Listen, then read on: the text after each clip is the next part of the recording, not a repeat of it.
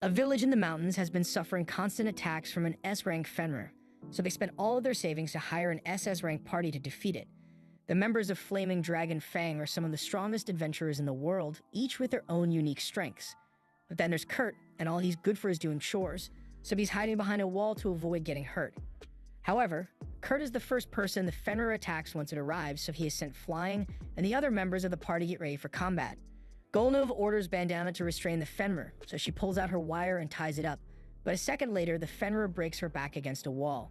Normally, Bandana would be confined to a wheelchair for the rest of her life, but with Marlefus on the team, she's healed within seconds and gets back to work. She uses a tree to anchor herself to the ground, giving Golnova an opening to aim for the Fenrir's head. So he jumps up and sets it ablaze with his magic sword. The villagers are so happy about the Fenrir's defeat that they prepare a feast for the party even though the village is almost broke, but Golnova absolutely hates this peasant food. He orders Kurt to prepare a decent meal for him instead, and Bandana asks him to make something special because today is the last day they're going to get to eat Kurt's cooking. Kurt doesn't understand what they mean by that, so he asks Golnova for an explanation, and he tells Kurt that as of today, he is being fired. Kurt doesn't understand why they are firing him, so he asks Golnova if he did something wrong, but Golnova says the problem is that Kurt isn't doing enough. Sure, he handles the party's chores for them, but aside from that, he is completely useless in combat. And parties are only allowed to have 4 members, so if they want their party to become stronger, they need to replace Kurt with a powerful mage or at least someone who can handle themselves in a fight. Kurt pleads with them to let him stay in the party, but Golnova kicks him in the stomach because he is sick of listening to Kurt's whining. They don't need him anymore, and that's final. The next day, Kurt leaves the village on his own with nowhere to go and a wallet emptier than the abyss. Kurt eventually arrives in the city of Samela, and he is down to his last few pennies, so he really needs to find a new job soon. He finds a temp work agency and decides to give it a shot, so he walks in and is greeted by the receptionist. She asks him if he is here to hire someone or to look for a job, and after Kurt tells her he is here looking for work, she informs him that she will need to conduct an interview and aptitude test. First, she asks for basic details like his name, age, and hometown, so he tells her his name is Kurt Rockens, he is 15 years old, and he is from the Hass village in the Sheen Mountains. Kilshil had no idea that there was a village up in those mountains, but moving on, she asks him what his work history was like. Kurt tells her that he was a part of Flaming Dragon Fang, but all he ever did for them was basic chores, and he was recently fired. Kilshil is surprised to hear that Kurt was part of the S-Rank party, and even if he didn't do much for them, having the party's name on his application will definitely help him find a new job. Kurt is glad to hear that, and now all he needs to do is complete the aptitude test so Kilshil can figure out what his strengths and weaknesses are. Aptitudes in this world are gifts granted by God, and if Kurt is lucky, he might discover a hidden talent today. Aptitudes are graded from G rank all the way up to triple S rank.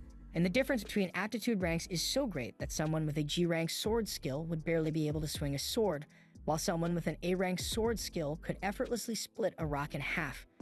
Kurt is excited to find out if he has a talent, but unfortunately, every single combat aptitude on his sheet is rated G rank, so he has no hope of ever taking on a combat role. Kurt immediately loses all hope, but Kilshil tells him there's still a chance that he might have a good trade skill like alchemy or blacksmithing. Although the technician who handles those aptitude tests is currently on vacation, so Kurt will have to come back next week to be evaluated. Kurt tells her he won't last that long because he's one loaf of bread away from being penniless, so he really needs to find a job today. Kilshil understands Kurt's situation, so she asks him to try lifting one of those sandbags over there. Kurt gives it a shot, and as he puts his hands on the bag, he gets a strange sensation, almost like the sand drained a bit of his mana. Anyway, he lifts the bag, and since he is strong enough to do that, Kilshil thinks he should be able to handle construction work.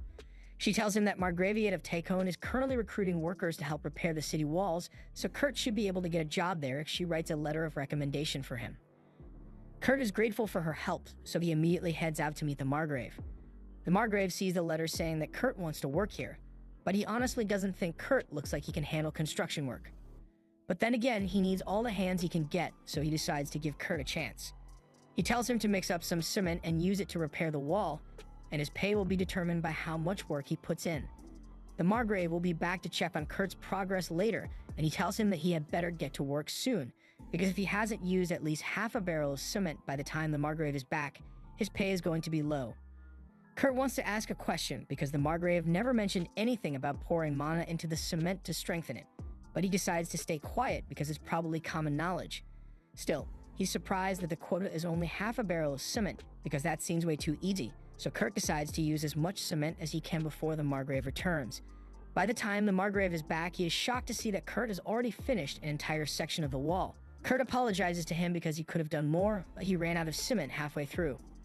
The Margrave is still having a hard time believing that Kurt really repaired over a third of the huge western wall, so he asks Kurt how he managed to repair the top of the wall, and Kurt explains that he just threw the cement up there and used his stick to smooth it out.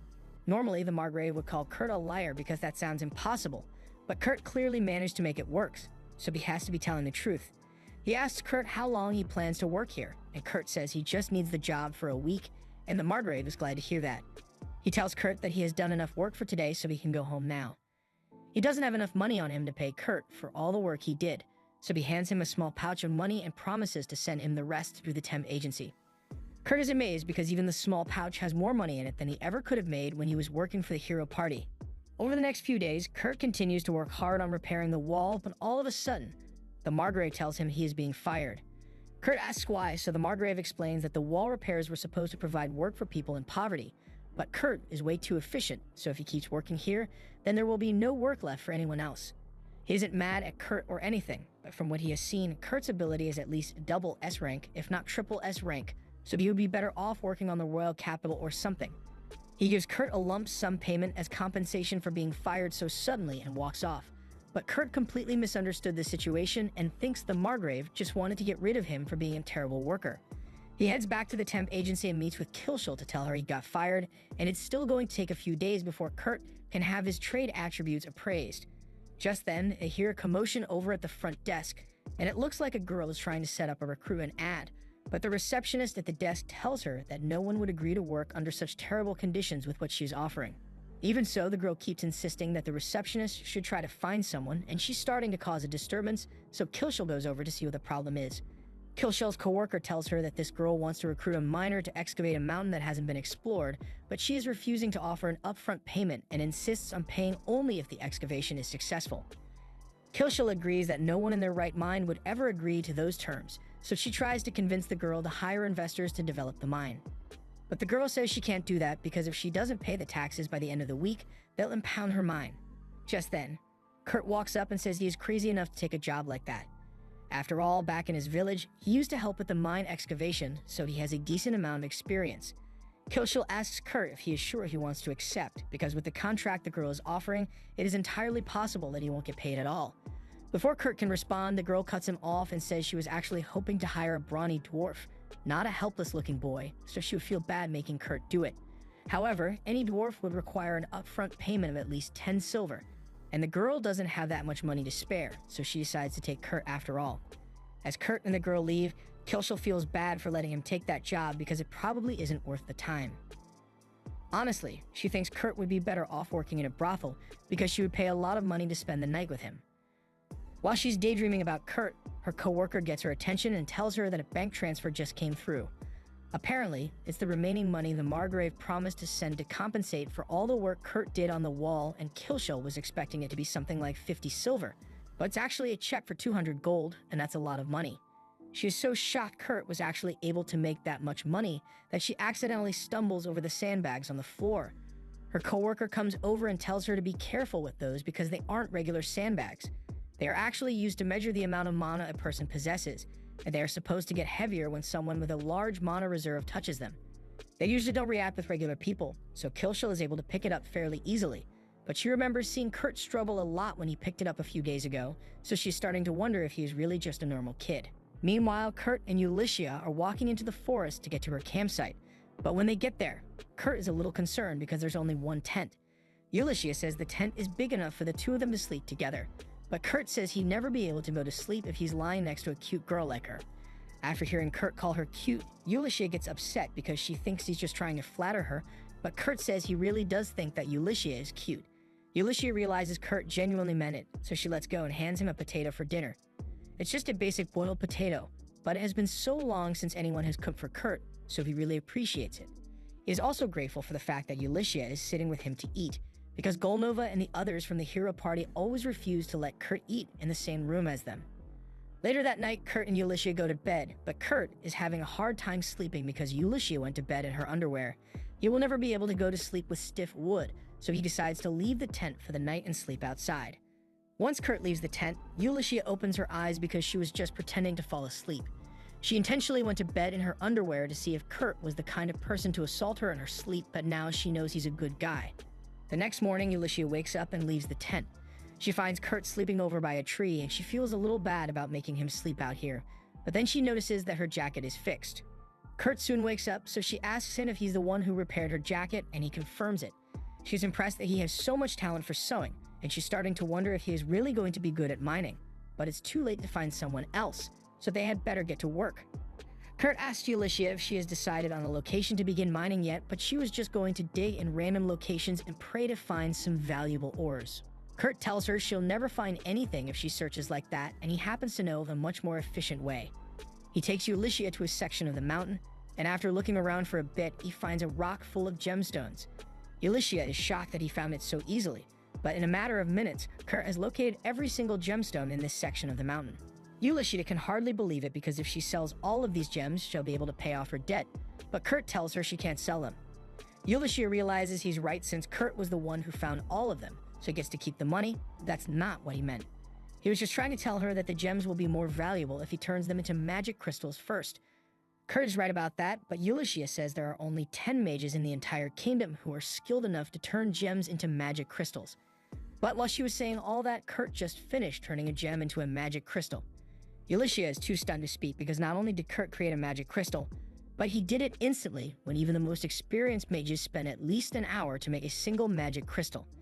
After Kurt finishes turning all the gems into crystals, he agrees to let Ulysses go sell them, so she heads out while he stays behind on the mountain because he has a few things he wants to finish doing first. Ulysses heads to the city's customs agency and tells them that she wants to sell some magic crystals in the royal capital. But magic crystals are incredibly valuable, so the agent asks her where she got these. There's no way he would believe her if she told him that a random boy created them, so she flashes her royal family emblem to get him to stop asking questions. This is kind of a bluff since she stopped working for the royal family a while ago, and they just forgot to take her emblem away. But it does the trick, so the customs agent allows her to use the teleportation circle to go to the capital. Once she's there, she heads to the shop of an old friend, and she tells Mimiko that she has some magic gems to sell. Mimiko takes a look at them, and at first they don't seem like they'd be worth much, but upon closer inspection, she discovers that they have 10 times the normal amount of mana imbued in them, so these crystals are worth 10 gold each. Ulysses is at a loss for words because Kurt gave her 50 of these, so Mimiko casually hands her a bag of 500 gold coins. But before Ulysses leaves, Mimiko has 2 requests to make.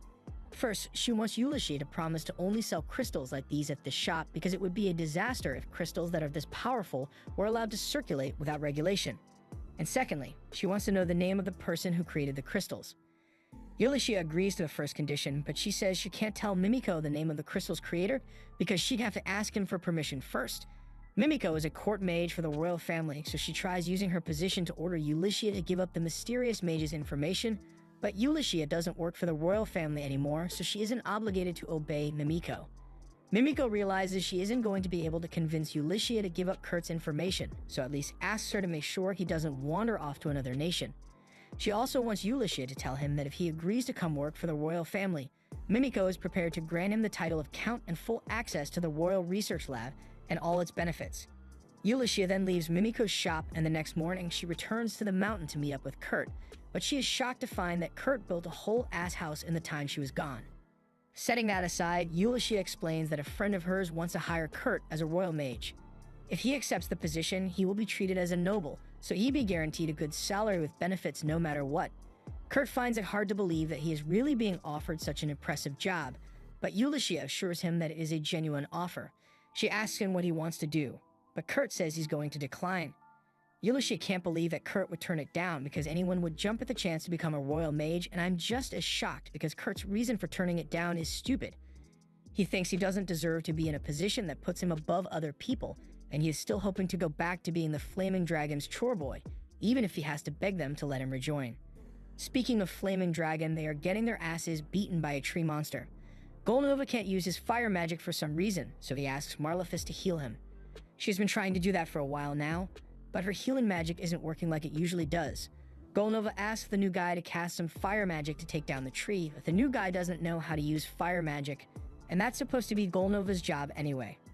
The party's chemistry is completely gone without Kurt here to hold them together, and Bandana is the only one who can tell that the party is crumbling. Back to Kurt, his current job is still to help Ulysses mine gems here, and he tells her he found a good gem vein yesterday so he can get a lot more for her. Ulysses is grateful for his enthusiasm, but she is concerned that Kurt might be tired from all the work he did yesterday. However, he tells her not to worry because he got 6 hours of sleep last night. Ulysses is shocked to hear that and starts doing some mental math to figure out how Kurt could have built an entire house and still managed to get 6 hours of sleep. But Kurt interprets this as Ulysses being mad that he slept too much, so he apologizes and says he will make up for his laziness. Ulysses really needs to explain Kurt's strength to him at some point, but she has no idea how to address it, so she and Kurt just head out to do more mining. Kurt leads Ulysses over to the spot he found, and although it looks like an ordinary forest section, Kurt tells her she should be able to find some good gems out here. Although he warns her not to dig past 500 meters, as if that's something you can do accidentally. He then starts walking away, so Ulysses asks where he is going, and Kurt explains that he is on his way to a different mining spot and he will meet back up with her later. Ulysses spends all day digging, and by evening time she has finally found a huge topaz gem. She deposited all the gold coins from the magic gems into Kurt's account because he was the one who found them. But since she found this one herself, she can use the profits to cover her taxes. She could probably even convince Kurt to turn this thing into a magic gem so she can get even more money. But she decides not to do that because she doesn't want to take advantage of Kurt's kindness. Speaking of Kurt, she decides to go see how he is doing, and from what she has seen him do so far, she knew he would go overboard, but she wasn't expecting him to have built an entire tunnel system within 8 hours. Kurt eventually comes out, and he tells Ulysses that unfortunately, he was only able to find a little bit of the gems that he was looking for. All the other stuff he found was just a bunch of useless rocks, so he plans on throwing them away once he is done here. Ulysses takes a look in the rock cart, and those rocks look a little too pretty to be worthless, so she asks him what they are. Kurt explains that those are mithril ores, but back in Kurt's village, mithril was so common in the mines that they usually just threw it away whenever they found some.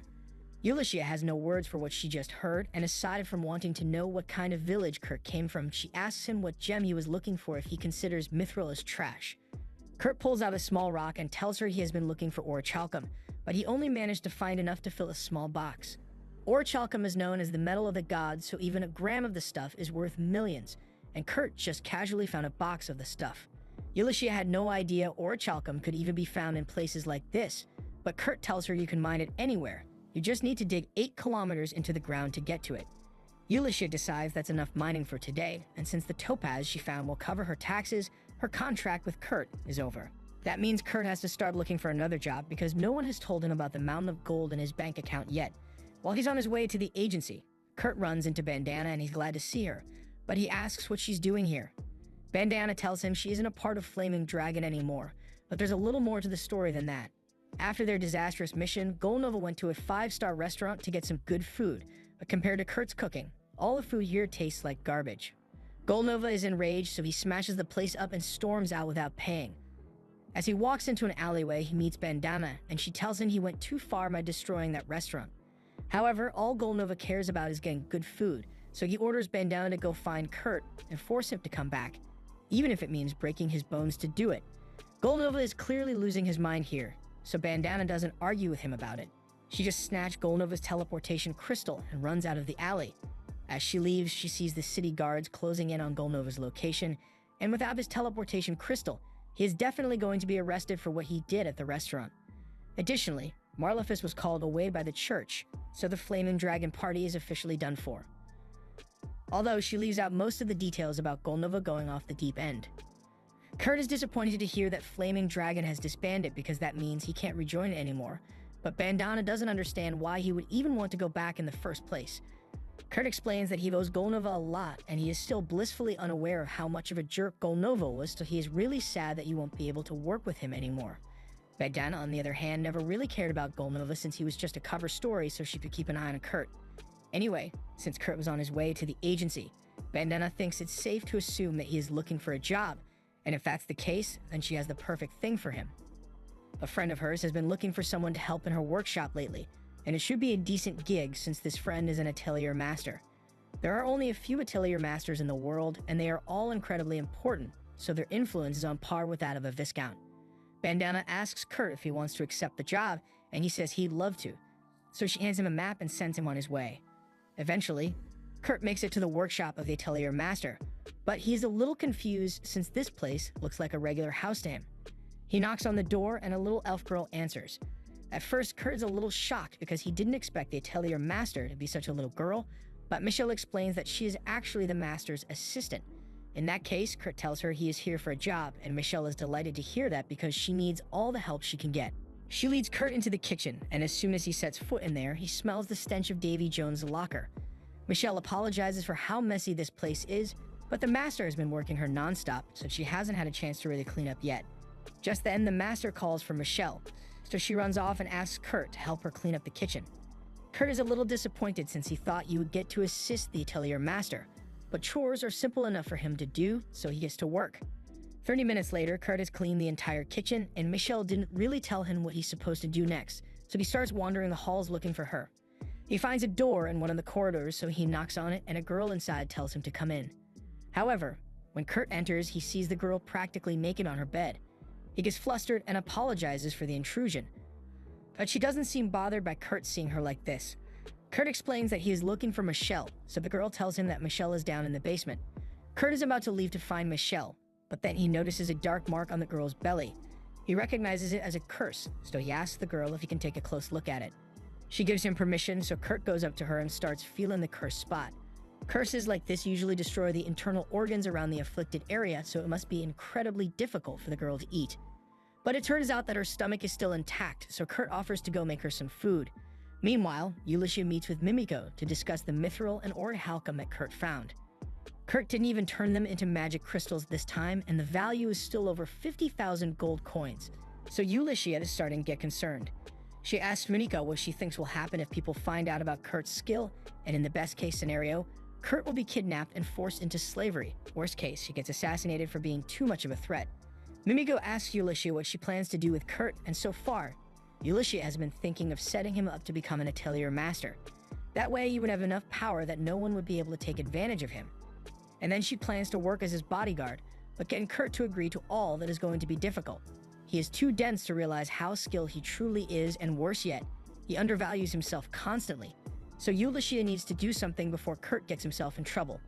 Meanwhile, Kurt has just finished cooking some porridge for the girl he met earlier when all of a sudden Michelle and the Atelier Master Ophelia come out of the basement.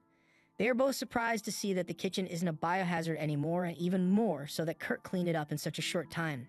Ophelia notices that Kurt is cooking some porridge, so Kurt explains that the girl he met in one of the rooms said she was hungry.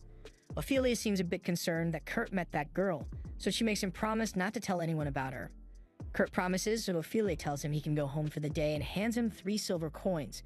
Kurt is surprised that she's paying him so much for just cleaning the kitchen, but she says he deserves it for working so hard and asks him to come back tomorrow.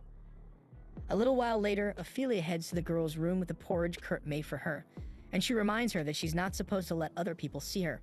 That aside, Kurt doesn't seem like a threat, so Ophelia doesn't think she'll have to worry about him leaking the secret. Lace still hasn't eaten yet, so Ophelia asks her to wait a minute while she tests the porridge for poison. However, Lise says there's no need for that. She only spoke to Kurt for a little while, but her intuition tells her that he's a good person.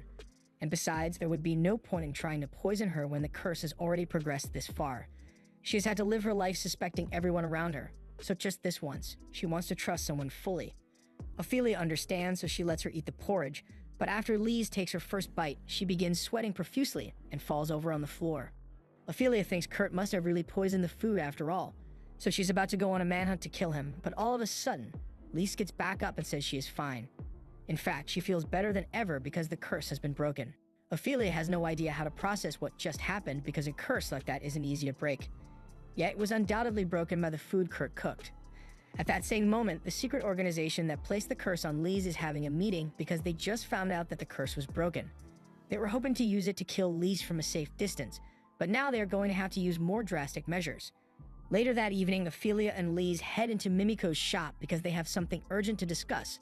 Lise takes off her hood, and as soon as Mimiko and Ulysses see her face, they recognize her as the third princess of the nation. Ophelia explains that a powerful curse was placed on Lise in an attempt to assassinate her. They aren't sure who was behind it, but Lise is the only child between the king and Princess Francoise from the Gurumaku kingdom, so her existence is kind of like a symbol of peace between the two nations. And Selma is clearly trying to start a war. Mimiko is glad Lise is alright, but she is surprised that she managed to break such a powerful curse on her own. However, Lise tells her she didn't do it by herself. The curse was actually broken by a man named Kurt, and as soon as the two hear Kurt's name, they freak out. Ulysses is still having a hard time believing that the curse that has been plaguing Lise for years was broken by a bowl of porridge. By now, she knows that Kurt can do some crazy things, but she literally left him alone for half a day and he ended up saving the princess. They are going to reward Kurt for his help at some point, but before that, Mimiko thinks it's important that they track down the person who is responsible for the curse. There are usually anti-curse spells in Lisa's room, so someone must have tampered with them before she was cursed. There are only 3 people in the kingdom who had access to Lisa's room at the time. Son of Ariskatz, the general of the Royal Expedition Force. Tristan Maynolf, the bishop of the church at Isadora, the 3rd queen of the kingdom. However, they can't go around making false accusations, so they'll need to get some concrete evidence before they act. Ophelia suggests they should set a trap to lure out the culprit, and she already has the perfect idea in mind. Lise just turned 15 recently, so the royal customs say that she needs to leave home and train for a year. The people behind the assassination attempt will surely try to get to her again, so Ophelia plans to create a fake atelier master and say that Lise was sent there to train. The assassins will probably try to gain information on the atelier master to plan an attack, and when they do, they'll fall straight into Ophelia's trap. But they'll need to find someone with good achievements to become the fake atelier master, and Ulysses has the perfect person in mind. She shows Ophelia one of the magic crystals that Kurt made, and as soon as Ophelia sees it, she has no doubt that it is the highest quality crystal that she's ever seen. Speaking of Kurt, the next day he was back to Ophelia's house to work, but when he gets there, he sees a note on her door saying she's not around. He then runs into Michelle, so he asks her what's going on, and Michelle explains that after he left yesterday, Ophelia suddenly went out with Lise, and they haven't been back since. Unfortunately, that means there's no work for Kurt to do today, so he leaves the house disappointed and heads over to the guild to get some food. While he is eating, he overhears a party at the table adjacent to him. They are panicking because their porter got sick, and without him, they won't be able to handle their next mission. They don't have time to start posting ads for a new porter either, so it looks like they are going to have to cancel the mission altogether. Kurt thinks about it, and he is certain that he can handle the job of a porter, so he goes over to their table and introduces himself. He says he overheard their conversation, and while he is terrible at combat, he is confident that he could be useful to their team as a porter. Stina scoffs at the idea of Kurt becoming their porter because a scrawny kid like him could never handle such hard work.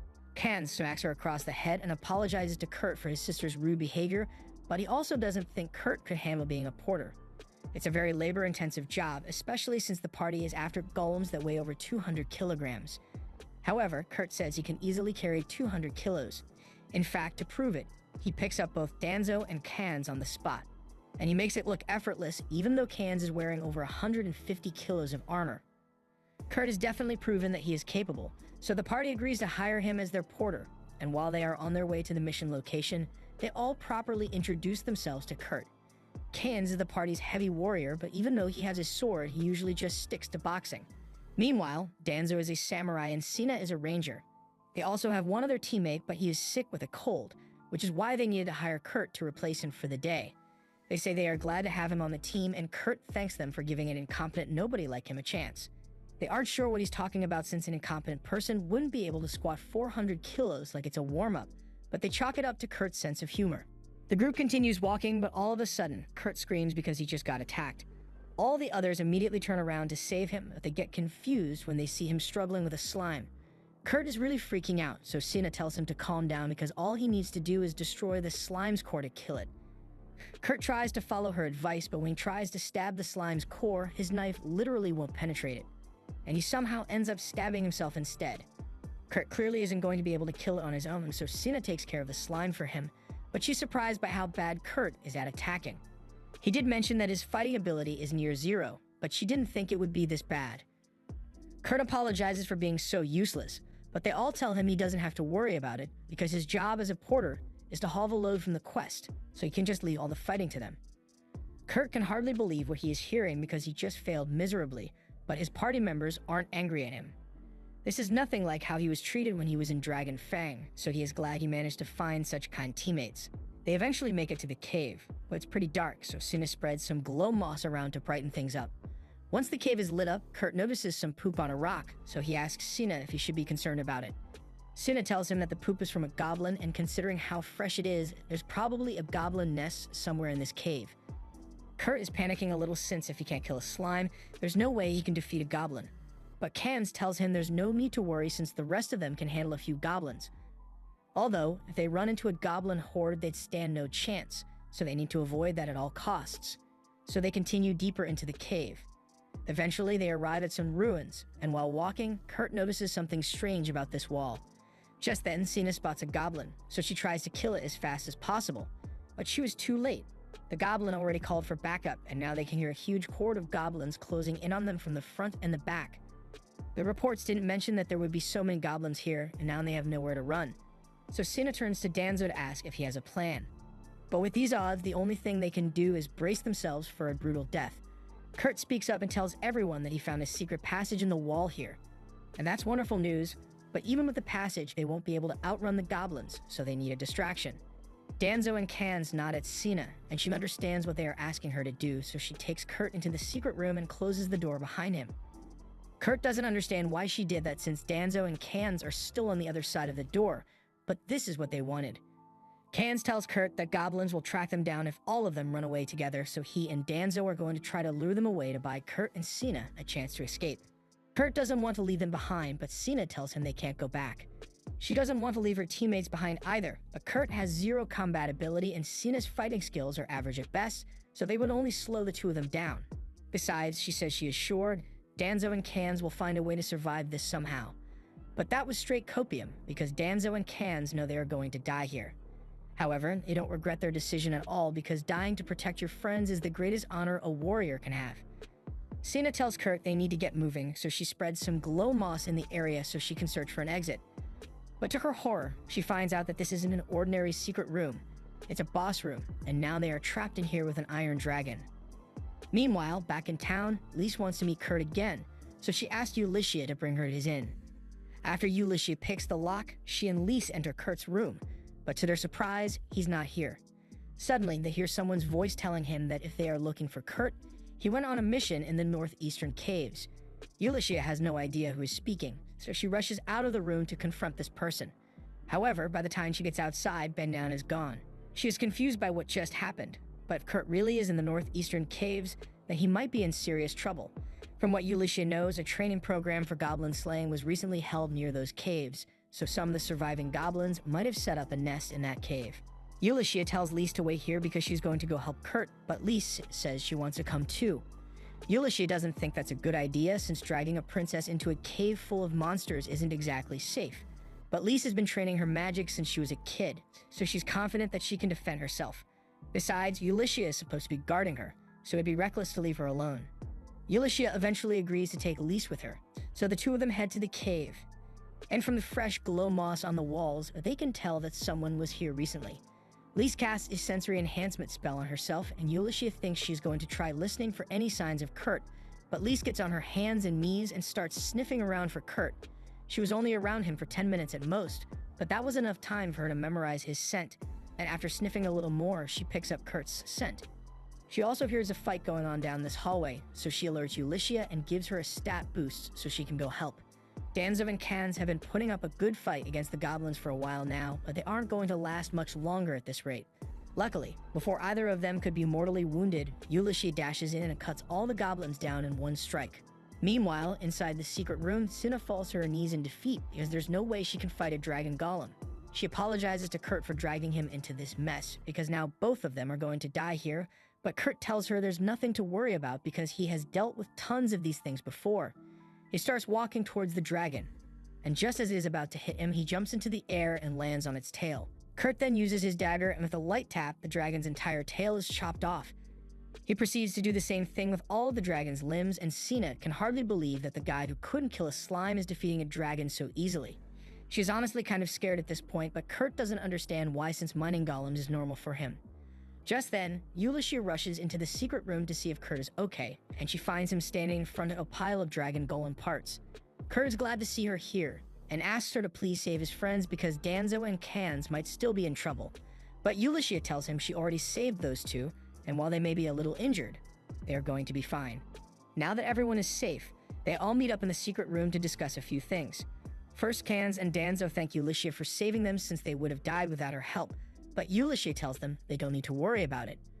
More importantly, she has something to tell Kurt, so while he is carrying some of the dragon parts away, she informs him that she is opening a new atelier. She asks him if he would like to be a part of it, but Kurt doesn't think he can do it since he is currently working as part of this party. However, Cans tells him he doesn't have to worry about their party. Ulysses' offer is a great opportunity, so he encourages Kurt to accept it, and since Cans and the others are okay with it, Kurt agrees to the offer. Ulysses also mentions that she needs to hire a few adventurers to protect the atelier shop, so she asks Cans and the others if they would be willing to take on the role, and they say they would love to. And since this is such good news, Cans proposes that they should throw a party once they get back to town. And speaking of town, Ulysses reminds Kurt to get his abilities appraised once he is back at the agency because she found someone to perform the appraisal for him. A few hours later, Kurt arrives at the agency and is introduced to Mimiko. She tells him she is a royal court mage and she has heard a lot about his impressive skills, so she is here to conduct the appraisal for his non-combat skills. Once the appraisal is done, Mimiko tells Kurt that all his non-combat skills are B rank, but that was a complete lie. From the reading she got, all of Kurt's skills are triple S rank and his mana pool is larger than anything she's ever seen before. She is glad she was the one who performed the aptitude test, since it would be a national disaster if anyone ever found out how strong Kurt really is. In fact, they'd probably have to kill any witnesses on the spot, which is bad news for Kilshel, since she just heard the whole thing. The next day, the group immediately heads for the town where the atelier workshop is going to be set up. But Ulysses never specified who the new atelier master would be, so Cans is excited to meet this person. Ulysses can't exactly tell him the truth either, so she starts making up excuses on the spot. By now, Sina has already figured out that Ulysses didn't hire their party out of kindness, and she started acting strange when Cans asked about the atelier master, so Sina is getting really suspicious. As they approach the town, Kurt realizes that this is the same town whose wall he repaired, and he is still under the impression that the Margrave fired him for being a bad worker, so he is nervous about being here again. Ulysses eventually leads everyone to the location of the new atelier workshop, but calling it a workshop doesn't make any sense because this is clearly just an empty plot of land. Cans tells her they can't do anything with empty land, and Ulysses is well aware of that, so she tells them they are just going to wait in an inn until Kurt finishes building the atelier workshop. She asks Kurt if he can get it done by the end of the day, but even for Kurt, building an entire workshop in a day is totally unreasonable. Although, he could probably finish it in 3 days though. Ulysses tells him he can take as long as he wants because she doesn't want to rush him, and if he needs any extra material for the workshop, he should feel free to ask her. Kurt is happy to hear that since he already has a list of items in mind, so he writes them out and asks Ulysses to get them for him. The items on the list are things like amethyst and griffin feathers, so Sina is wondering why Kurt would need that if he's just going to build a workshop, but Ulysses knows better than to question him, so she just says she'll do her best to get the items for him. But it'll take a while to gather them, so Kurt will have to wait 2 days, and he's perfectly fine with that. Sina still can't shake her gut feeling that something is wrong here, and Ulysses is starting to catch on to her suspicion, but they both act like nothing is wrong for now. Ulysses tells everyone to head to the inn right away so Kurt can work in peace, but before they leave, she reminds Kurt that he needs to make sure he rests and eats properly, so she makes him promise to come back to the inn by nightfall. Meanwhile, once the others get to the inn, Ulysses sits them all down because she has something important to say. Till now, Cans and Danza thought Kurt was just a regular person, but Ulysses can't keep the reality secret forever, especially since Sina has already seen some of the crazy things Kurt is capable of. Sina asks Ulysses to explain who Kurt is, but before that, Ulysses wants to introduce herself properly. She holds out her royal family crest and says she is an adventurer working for the royal family, and the lady seated across from them is Lise, the third princess of the kingdom. The three are all shocked to hear this, and Cans feels like he should stand up to greet her properly, but Lise tells him that won't be necessary. She's currently hiding her identity, so she asks them to continue treating her like an ordinary girl. Since Lise is the third princess, Sina asks if that means Kurt is royalty as well, but Ulysses informs her that he's a regular person. Okay, maybe not regular, but he's not an ability. The truth is, Ulysses still has no idea of who Kurt is, but she does know that all of his combat skills are G rank, but literally every other skill he possesses is triple S rank. The three are speechless upon hearing this because triple S rank skills are practically an urban legend, but considering Kurt's capabilities, it does make sense. Ulysses says that Kurt's true skill level is currently confidential information, so none of them are allowed to talk about it. Even Kurt isn't aware of his skill level since Ulysses and Mimiko lied and told him he was only B rank. In fact, the new atelier master is going to be Kurt, but Ulysses has no intention of telling Kurt the truth, Sina gets up in a fit of rage and yells at Ulysses because she can't understand why she would lie to Kurt like that. Ulysses says Kurt probably wouldn't believe her even if she told him, but with all due respect, that's a dumbass reason. Ulysses tries to justify herself by saying she's just trying to keep Kurt safe, because if word of his skills were to become public knowledge, people might try to exploit him. But from what Sina can tell, Ulysses is the one exploiting Kurt right now. Ulysses doesn't have a comeback for that, so she just stays silent, and Sina turns to Cans because she doesn't want anything to do with this whole mess of an operation. After a moment, Danzo asks for a little more information, so Lise tells him that just a few days ago, Kurt broke a deadly curse that had been placed on her, and he did it with a bowl of porridge. Someone is currently after Lisa's life, which is why this whole Atelier Master scheme was concocted in the first place. The plan is to lure the assassins out and find the person behind the whole thing, but again, Kurt doesn't know any of this. It may seem selfish to drag Kurt into their plan without telling him about it, but both Lise and Ulysses really care about him, so they would never want anything bad to happen to Kurt. Lise asks them if they would be willing to keep the secret and join forces with them to ensure Kurt's safety. As adventurers, Danzo says they have no obligation to obey orders from a royal, but Kurt is their friend, so they will do anything to protect him. Cans feels the same, and Lise is glad to hear that they are on board, but Sina thinks they are going a little too far when they've only known Kurt for 2 days now. Ulysses understands how Sina feels because even though she talks about Kurt like he's an old friend, the truth is she literally met him last week and she's still having a hard time believing everything she has seen him do these past few days. Sina says she needs to take a walk to clear her mind before she makes any decisions, and while she's out, she starts walking over to Kurt's worksite, since she thinks he should know the truth about his strength. But to her utter shock, in the hours since they left, Kurt has already finished building the foundation for the workshop. She asks him if he really did all this by himself, and Kurt confirms it. He thinks this much is normal since Ulysses told him he is B rank, but no B rank worker could possibly have pulled this off. Kurt's understanding of ranks is totally messed up now, and it doesn't help that building a dozen houses in a day was pretty normal for the people in his village, so from Kurt's perspective, he's going a lot slower than he should be. Sina still doesn't think it's right that Ulysses is using Kurt to build the workshop, so she asks him if he is upset about having all this work dumped on his shoulders. However, Kurt tells her he has no reason to be upset because he actually enjoys doing this. Back when he was part of the hero party, they would always call him useless and even kicked him out. But here, everyone acknowledges how useful he is, and that's more than he could ever ask for. Meanwhile, Danzo is in the town square because he needs to meet with an important informant that looks a lot like Bandana. Remember how Danzo's party only hired Kurt because their porter got sick? Well, it turns out that the porter, Bibinoke, was actually a spy who joined Danzo's party with the sole intention of destroying him from within. He was apparently hired by a group of rival adventurers who were jealous of how well Danzo's party was doing. She has already tracked Bibinoke down and provided detailed directions on how to find him, so Danzo is free to use that information as he pleases. Danzo then pays her for a job well done, and later that night, he heads to a tavern.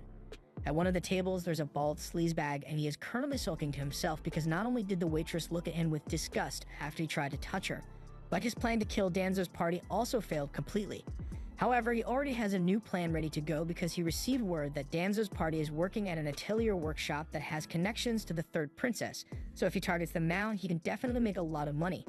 Danzo then speaks up and asks him if he's enjoying his final drink, and as soon as Bibinoke realizes that it's Danzo, he freaks out and starts running away.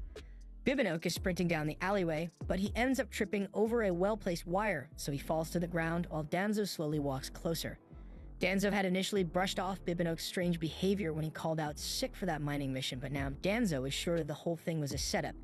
Bibinoke tries to pretend he has no idea what Danzo is talking about, but it's way too late for that, so Danzo draws his sword and slashes at Bibinoke's neck, but at the last second, he decides to let him live. He'd rather not get blood on his hands over this, so he warns Bibinoke to stay away from him and his friends, otherwise, next time he won't be so merciful. Danzo then walks away, and from behind a corner, we see Bandana watching the whole thing. She is disappointed that Danzo didn't finish Bibinoke off because he will probably be a problem in the future, so now she has to finish him off personally. However, before she can do anything, two cloaked men suddenly show up and start carrying Bibinoke away. Bandana recognizes them as members of the Phantom Squad that operates directly under Mimiko's command. She was wondering why a royal court mage would be involved in a matter like this, but then she gets a letter from her messenger Crow. It is from her superior, and it's telling her to avoid interfering too much because this matter is under Marlefis's jurisdiction. Again, Bandana is disappointed, but she does have clear orders to leave Marlefis's operation alone, and since there's nothing left for her to do here, it's time for her to head back to Kurt's hometown. But speaking of Marlefis, things aren't looking good for her because she has been captured and is currently being held in a magic circle. Back in town, Danzo and Cans wake up the next morning and they are both beyond shocked when they see the workshop Kurt managed to build. He even had time to install trees and hedges, and I have no idea how he got them to grow in a single day. But while the others are stunned, Lise is busy fantasizing about getting married to Kurt and living here with him for the rest of her life. Just then, Kurt comes out to greet everyone and invites them in. He gives them a little tour of the house, including the main entrance, the 2 basement floors, and the water purification system he created with magic gems. He also made bedrooms for everyone and a special room for the Atelier Master. But speaking of which, Ulysses still hasn't told him who the Atelier Master is going to be. She still doesn't want to tell Kurt that he is the master here, so she makes up an excuse about the Atelier Master being busy. And then she tries to change the topic by asking Kurt where his room is, but Kurt's self-esteem is so low that he doesn't think he deserves a room since all he is good for is doing chores. He was planning to just sleep in a broom closet, but everyone immediately refuses to let that happen.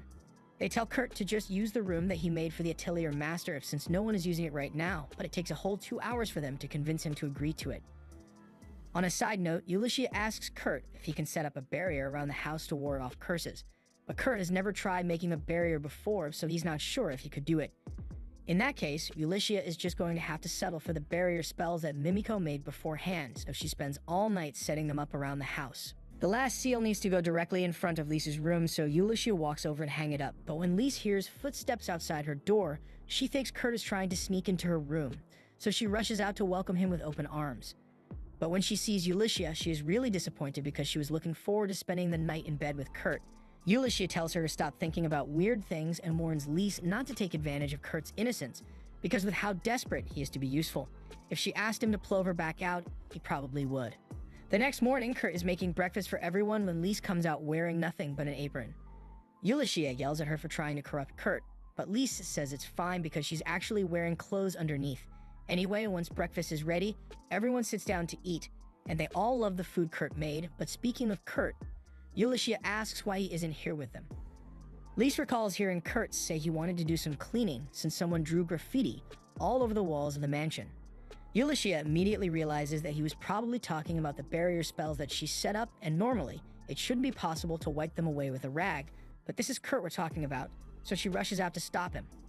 Unfortunately, she is too late because Kurt has already wiped away every single barrier spell, and he still thinks it was just regular graffiti since Ulysses never told him about the curse assassination attempt on Lise.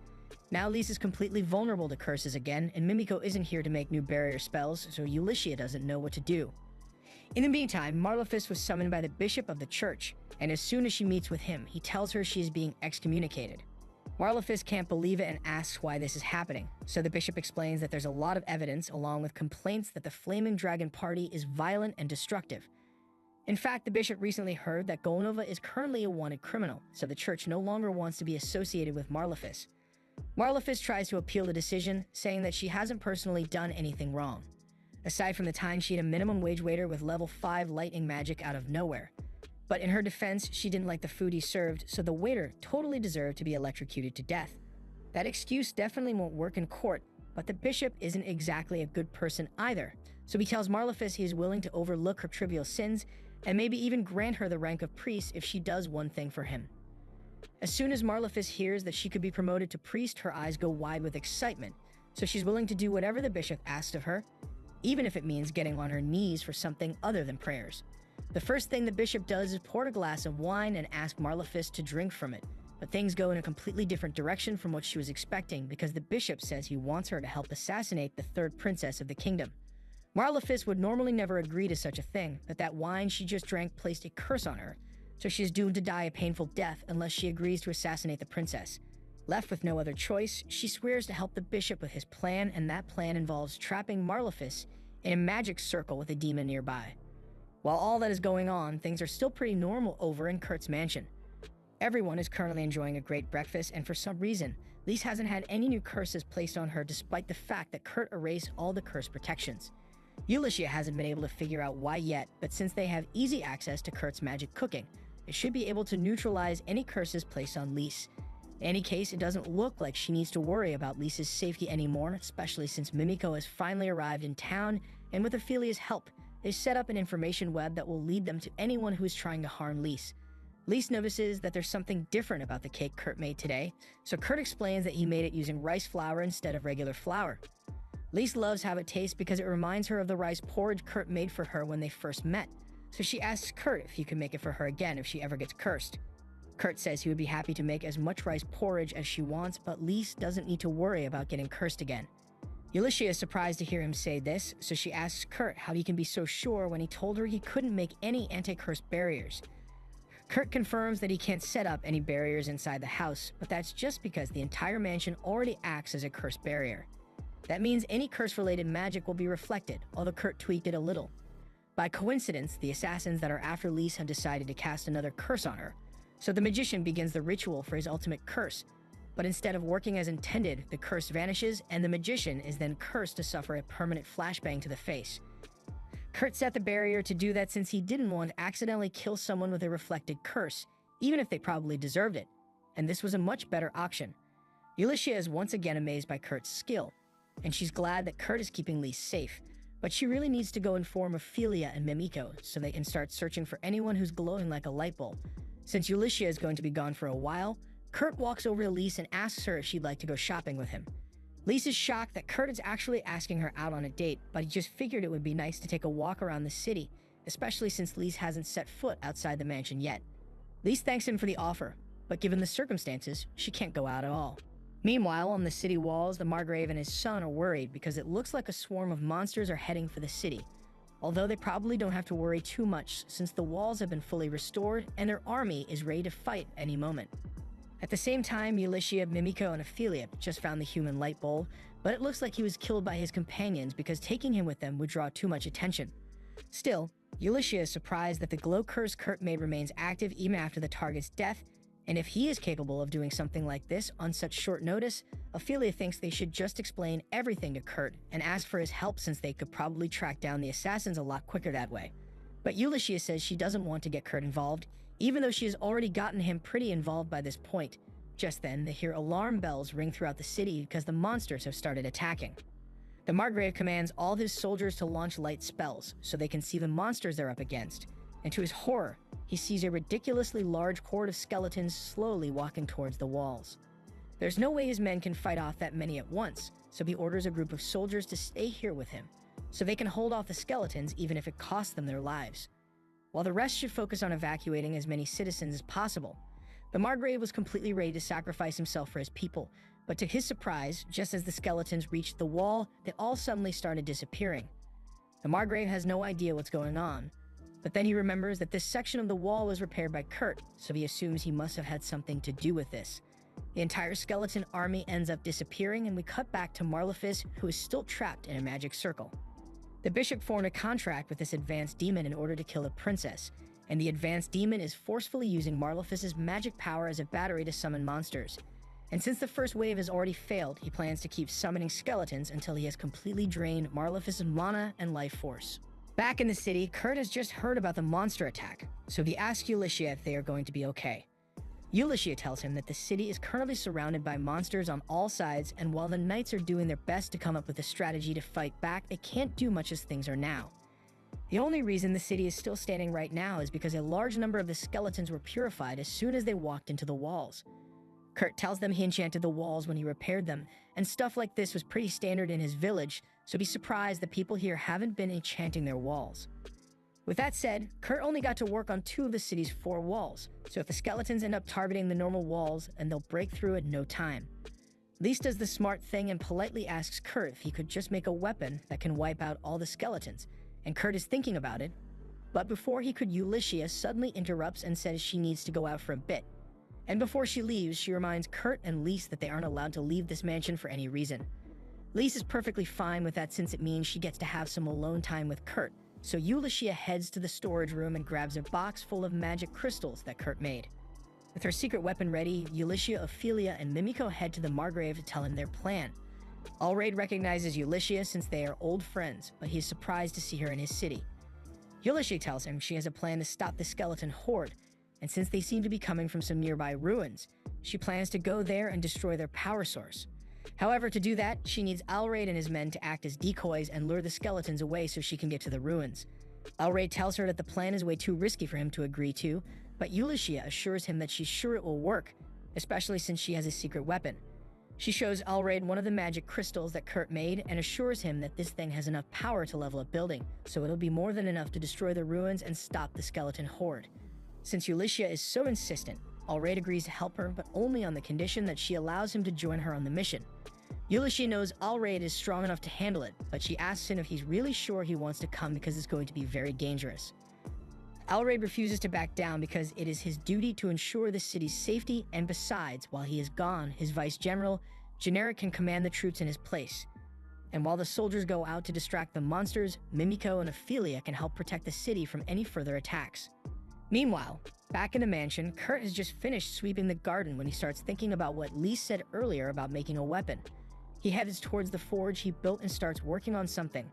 Back in his village, the blacksmiths were always able to create such amazing weapons with ease, and while Kurt still doesn't have much confidence in his skills, he wants to be of use to his friends, so he is going to do everything he can to make a good weapon.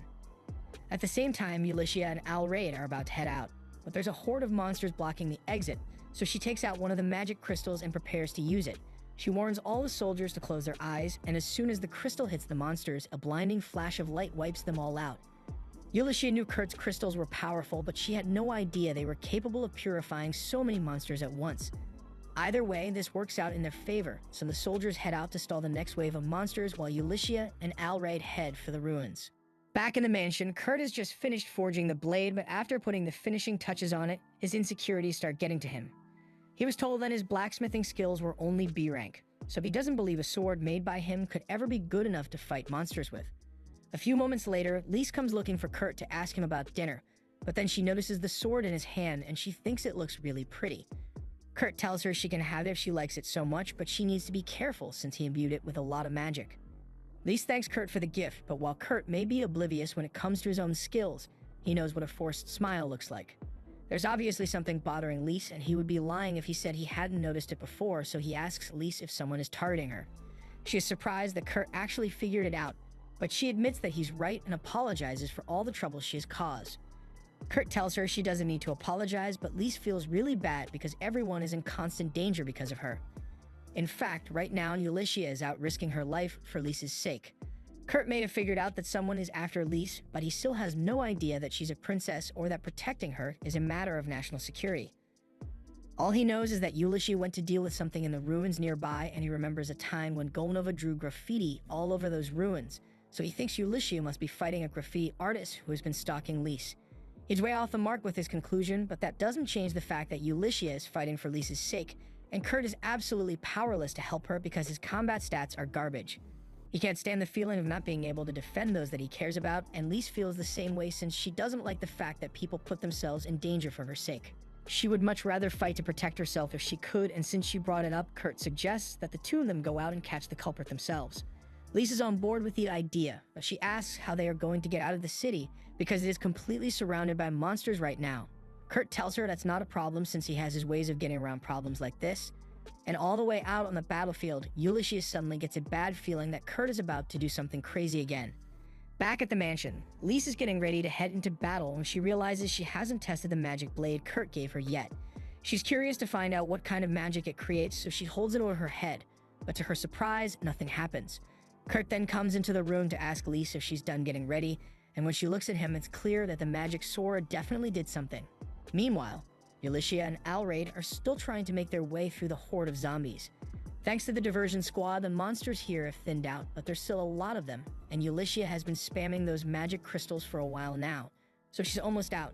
Just then, Alraid gets stabbed in the gut by one of the monsters, so Ulysses tries to go help him, but she gets swarmed by monsters, and she won't be able to grab a crystal in time to save herself. Luckily, at the last moment, Cans and the others show up to save her. They heard about the situation here, so as soon as they were done with their mission, they rushed back as soon as they could. They eventually find the place where all the monsters are spawning from, so Ulysses uses one of the magic crystals to wipe out all the monsters in the area so they can get to the entrance of the building. Ulysses hands Alraid some of Kurt's healing soup so he can recover from his wound, and once he is back to full health, she prepares to head in. More monsters have started coming out of the building, but Cans and the others still handle it, so Ulysses and Alraid can go in without them. Meanwhile, in the depths of the ruins, Marlefis is still being drained of her mana, and at this rate, she's bound to die sooner or later, but the demon couldn't care less. However, he doesn't care about the fact that the humans are holding their ground against the monsters, as they are doing a lot better than he expected them to. He's especially impressed by Ulyssia and Alraid, since they've already made their way into the ruins, so he decides to go deal with them personally. While running down the halls, Ulyssia and Alraid eventually come across the spawning ground for the zombie, so she throws one of Kurt's magic crystals down, and it completely wipes them out along with whatever spell that was being used to summon them. Ulyssia is honestly surprised that things worked out so well, but it's never that simple, because the demon appears in front of them a few moments later, and now they have to deal with it. Ulyssia charges forward and uses one of the magic crystals as a weapon against the demon, but while the crystal's power definitely hit, it didn't do anything, because according to the demon, it has infinite HP. Alraid doesn't believe it, so he tries slashing the demon across the stomach, but it has no effect at all. The wound on the demon closes up almost instantly, but not because the demon has infinite HP, it's because he's using Marlefis's mana to heal himself, and it's draining a lot from her. The demon tells Alraid and Ulyssia that they are pretty good compared to most humans it has faced, but ultimately they are no match for him, and the same goes for all their friends fighting outside. They are all so desperate to protect the city, but eventually they are going to die at the hands of a legion of zombies. Alraid asserts that none of his men will lose to some mere monster, but the demon says he can always just summon more until they are overwhelmed. Even the three fighting outside the ruins wouldn't stand a chance against the next wave the demon sends out, but Ulyssia and Alraid refuse to let that happen. They both attack at once, and Ulyssia cuts the demon's head off, while Alraid stabs it in the heart, but the demon just casually picks his head back up and keeps talking. He says he will slaughter all the knights and then go after the princess. But just for fun, he might keep Ulyssia and Alraid alive so they can watch as Lys dies a painful death.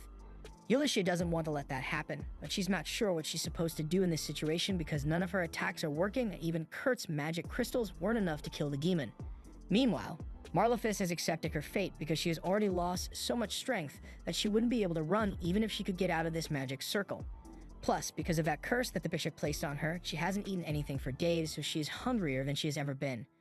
She wishes she could taste Kurt's cooking one last time before she dies, and she even starts hallucinating because she could swear that she is hearing Kurt's voice right now. But it's not a hallucination, because Kurt and Lys just dubbed their way into the chamber. Marlefis is just as surprised to see Kurt here, and even more, so they brought the princess along with him.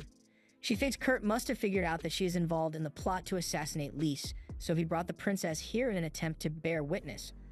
But Kurt had no idea that Marlefis was here before he showed up.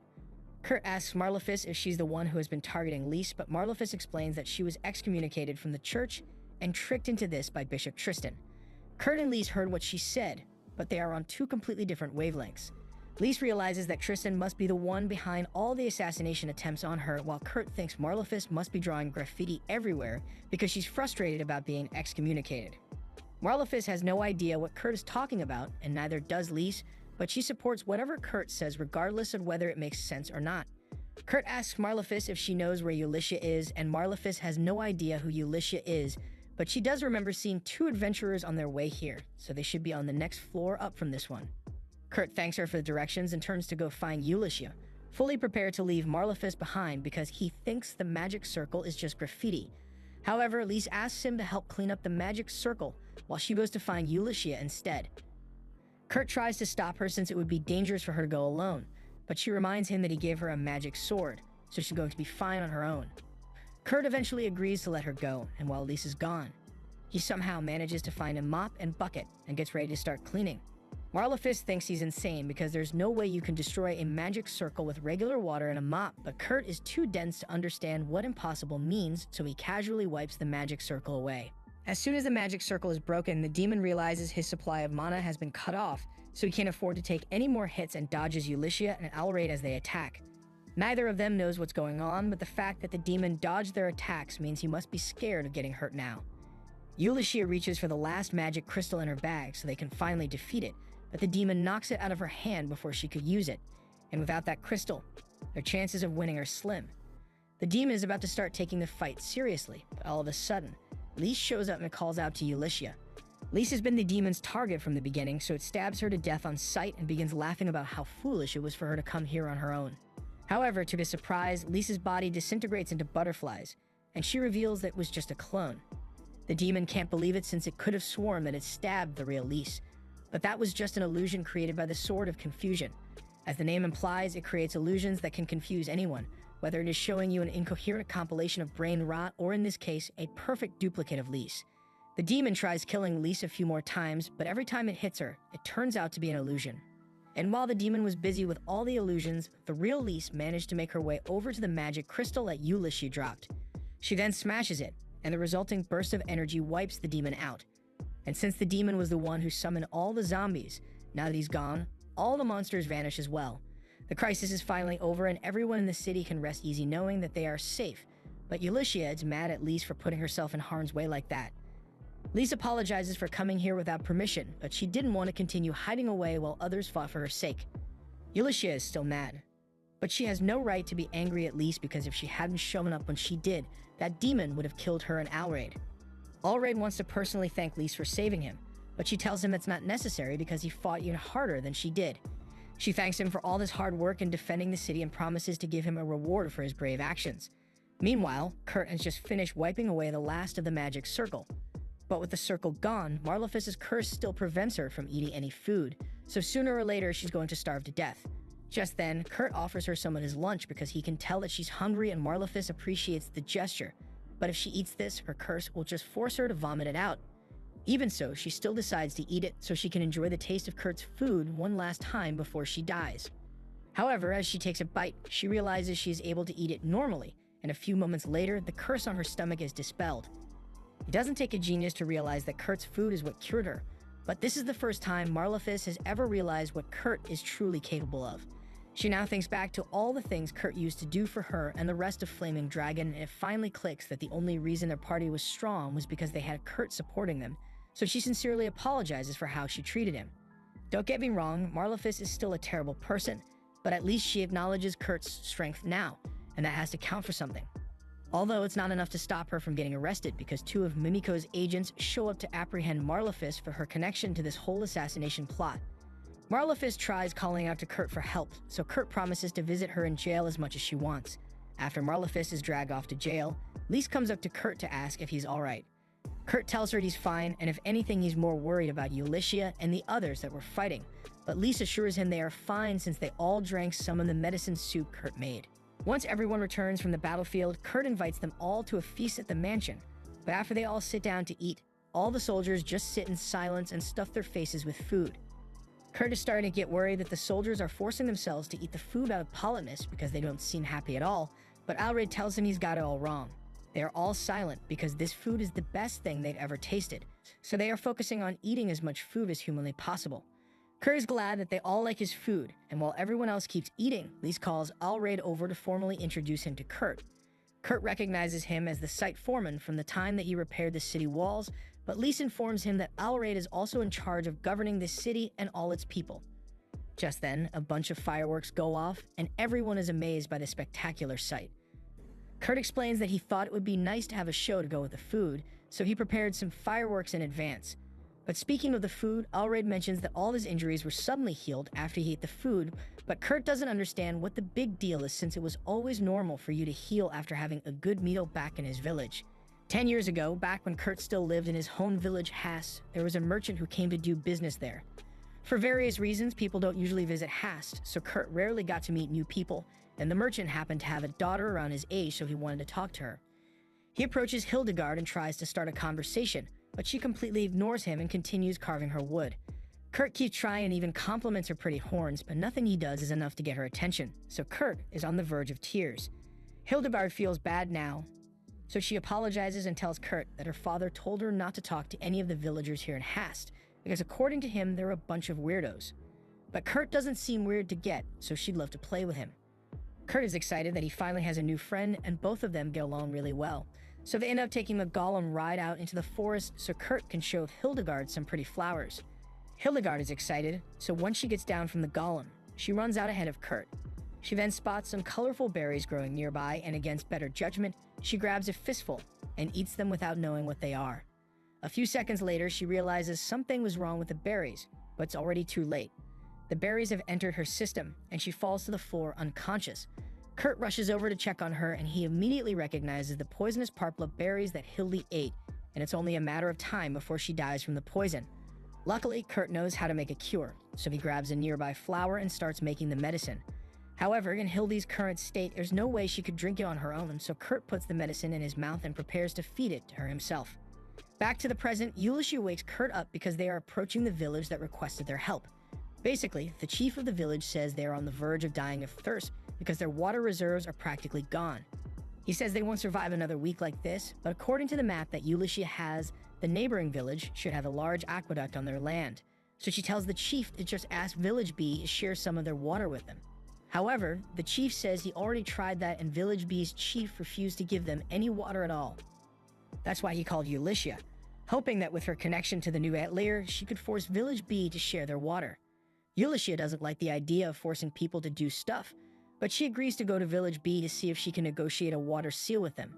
She then heads back to the others to fill them in on how things are going, but everyone aside from Danzo already left. Ulysses asks him where the others went, so Danzo explains that the others went to the top of that hill to look at some birds. If they are off having fun, then Ulysses has no intention of boring them with negotiations, so she gets on a horse and starts heading out to Village B. However, to her shock, when she gets there, the chief of Village B tells her that the aqueduct is empty as well, and she begs Ulysses for help because her villagers will die of thirst soon at this rate. Ulysses doesn't know what to do at this point because if all the water reserves are empty, then there's nothing to do but pray for rain. Just then, a couple of the villagers come running over because they have urgent news regarding the hill. Ulysses knows that's where Kurt and the others were playing, so she rushes over to see what's going on. And to her utter shock, she finds an entire lake just sitting there. She is really confused because why would Village A and B be complaining of a water shortage when there's a lake right here, but Cans and Cena tell Ulysses that the lake wasn't here a few minutes ago. Just then, Kurt comes running up and she has been around him enough to know that he must have had something to do with this. Kurt was initially just here to watch the birds, but then he noticed that the birds seemed thirsty, so he decided to get them some water and dug down into an aquifer to create this lake. Simple. But enough about him. He wants to know if Ulysses is done helping the village chief, but before she could answer, the chiefs of villages A and B begin thanking Ulysses because they believe she is the one who made the lake. Ulysses tries to explain that she didn't do this, but those two are too busy being grateful to hear her. As thanks, the village chiefs gave Ulysses and the others a basket of eggs to take home with them, and Kurt is already thinking of all the amazing food he can make for everyone. However, Lise isn't home right now because she has to go with Alraid to give a report on the monster attack to Lord Tycoon. Over in Tycoon's palace, after inviting Lise and Alraid inside, he sits down to have some tea with them. Tycoon has authority equal to that of a duke, but it's no secret that a majority of his power comes from his connections. That's why he's trying so hard to please Lise, because he wants to further solidify his connection to the royal family. But Lise has already seen through his fake kindness. Tycoon mentions that he heard rumors that during the battle, there were special magic crystals powerful enough to wipe out all monsters within a 500-meter radius. And that's true, but Lise tells him the crystals weren't really powerful. She's trying to keep Kurt's skill hidden so Tycoon doesn't get any ideas about using him for personal benefit. She has already made plans to shut down all of Tycoon's attempts to meet the Atelier Master, but she is completely stunned when Tycoon says he is thinking about appointing the Atelier Master as Viceroy of the city.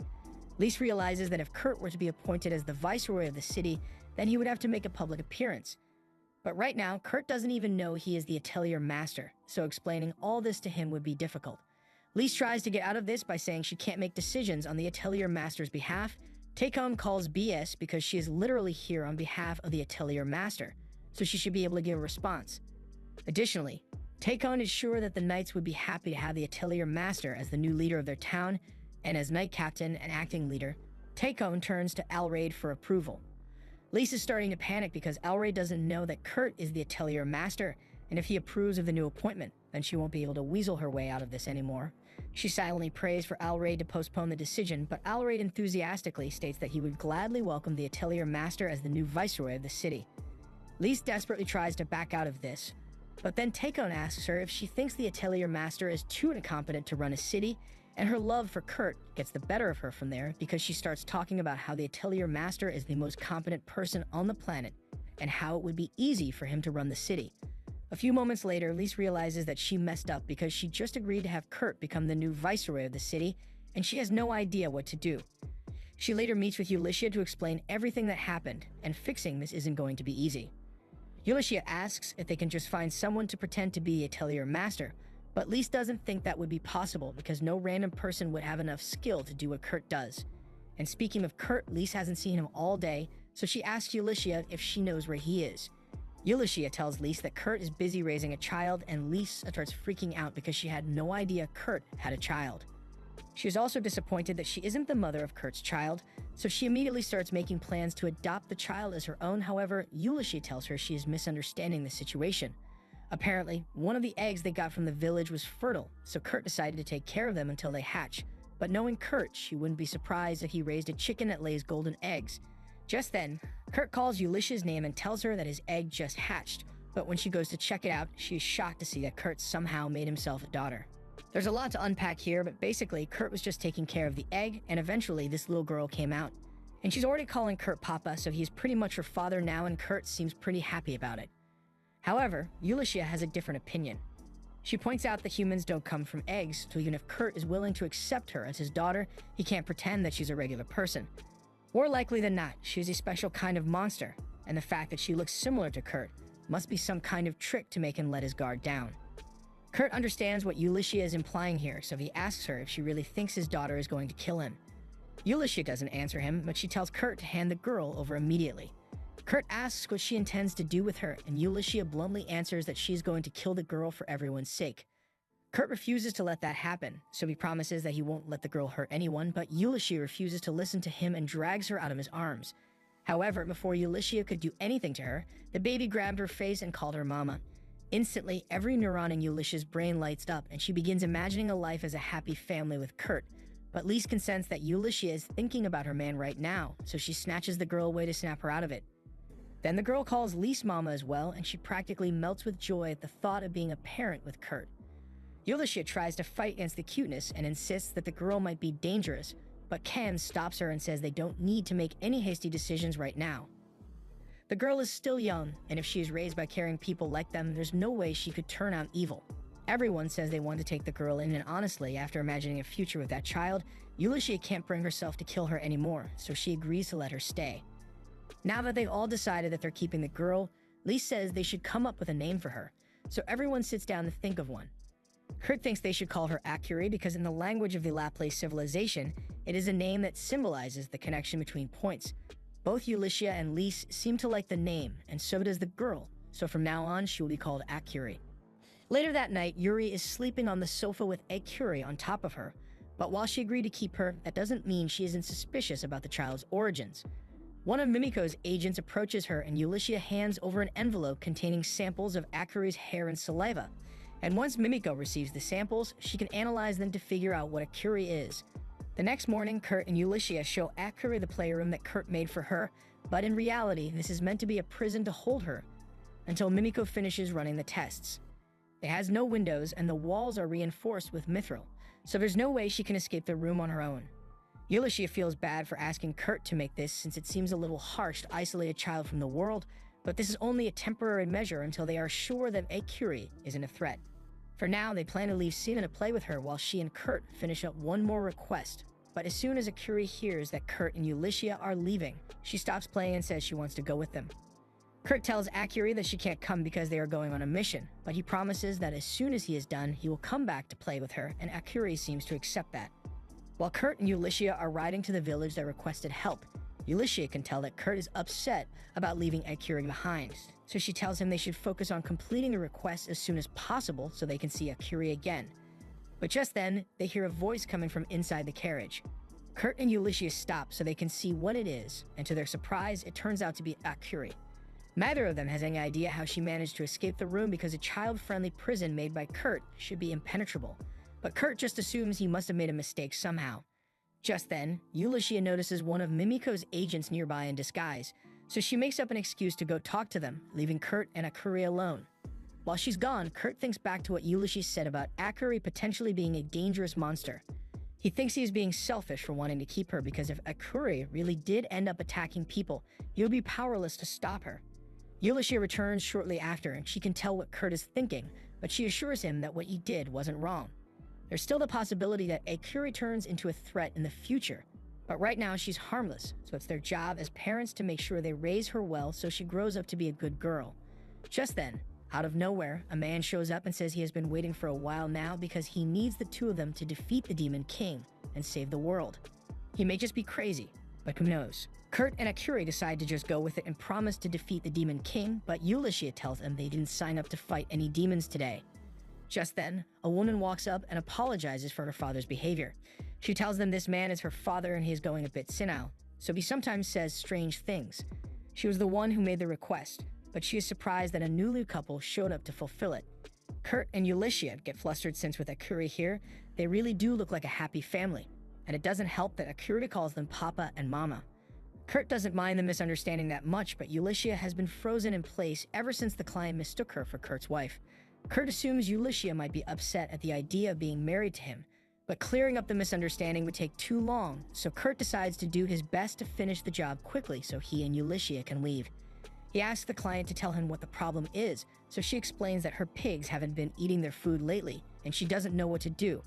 The weather has been pretty hot lately, so Kurt assumes the pigs are suffering from heat exhaustion, making them too tired to eat. Kurt says he can whip up some food that will cure the pigs' heat exhaustion, and the client is very thankful. She leaves so Kurt can get to work, but then Kurt notices that Ulysses still hasn't moved from that spot. He wonders if she's still upset about the misunderstanding earlier, but in reality, her brain is just buffering from the joy of being called Kurt's wife.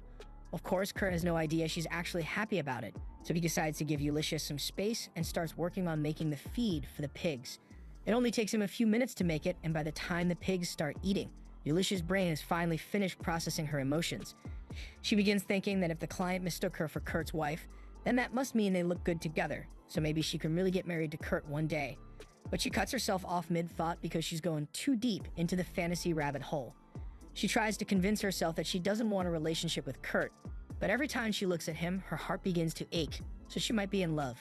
Just then, a dragon flies overhead and Ulysses sees that it's heading straight for Kurt and Akuri, so she runs out to try and save them. However, Kurt tells Ulysses to put her sword away because the dragon isn't a threat. Ulysses listens to Kurt and stops in her tracks, but when she sees the dragon get close to Akuri, she thinks it's about to eat her. However, the dragon just wanted to eat some of the feed that Kurt made. Ulysses is really confused now, but Kurt says this is perfectly normal since back in his village, dragons would stop by all the time to get a share of the feed. Ulysses tells him that isn't normal at all, but there's no point in pointing it out every time Kurt does something crazy. That aside, Ulysses suddenly starts smelling blood nearby, so she goes to investigate and the scent leads her to a nearby vineyard. There she finds one of Mimiko's agents heavily wounded on the floor, and this one was in charge of guarding Kurt at all times, so Ulysses wonders who could have done this to her. She goes to investigate and spots someone hiding behind the vines, so she draws her sword and attacks. Kurt hears a commotion, so he walks over to see what's going on, and to his surprise, a woman pops out and demands that he hand over the child. Ulysses gets in front of Kurt to defend him, and Kurt assumes the woman must be a dragon hunter who is after the dragon that just showed up, but Ulysses thinks it's more serious than that. For now, she tells Kurt to get out of here for his own safety, but before Kurt even gets a chance to respond, the dragon grabs him and flies away. Ulysses is now free to fight the hunter at full strength, but honestly, she's getting manhandled. The hunter knocks her to the ground and is about to finish Ulysses off, but at the last second, she is able to defend herself with a rake and backs away. Ulysses asks the hunter what she is after, but the hunter sees no reason to explain her motive to someone who will be dead soon. She then lunges forward, and despite Ulysses' best attempt to block the attack, she still gets slashed across the stomach. Ulysses falls to the ground and the hunter slowly walks up to her to land the finishing blow, but before she could strike, Ulysses throws one of Kurt's magic crystals at the hunter, resulting in a massive explosion. Ulysses assumed the explosion would be enough to finish the hunter off, but to her surprise, the hunter is perfectly fine and she has just sprouted demon horns. Ulysses is shocked because it has been over a century since a true demon revealed itself willingly, so why would one show up now? The demon is surprised that Ulysses was able to do enough damage to dispel its human transformation, but this is to be expected from the people who defeated a lesser demon lord. Upon hearing the demon say this, Ulysses realizes that it must have been keeping tabs since before the lesser demon's attack, so the child who was trying to kidnap might have been Kurt. Fortunately, Kurt is already a safe distance away, but Ulysses has no hope of defeating the demon because she has already used up all her weapons. The best she can do now is sacrifice herself to buy him some more time for Kurt to escape, but a few moments later she sees Kurt flying straight towards her on the dragon's back. She can't believe Kurt would do something so stupid because even if the dragon has good combat abilities, Kurt is absolutely useless in a fight, and it doesn't help that he accidentally flings himself off the dragon's back and into a tree. Ulysses runs up to Kurt and yells at him for coming back when he stands no chance of beating the demon, but Kurt is well aware of his weakness. He knows the best choice here is to escape, but he refuses to abandon a friend, which is why he hid Akiri in a safe place and came back to save Ulyssia. Just then, a group of pigs come running in their direction, and this is all part of Kurt's plan. So as the stampede gets to them, Kurt grabs Ulyssia and jumps on the back of one of the pigs.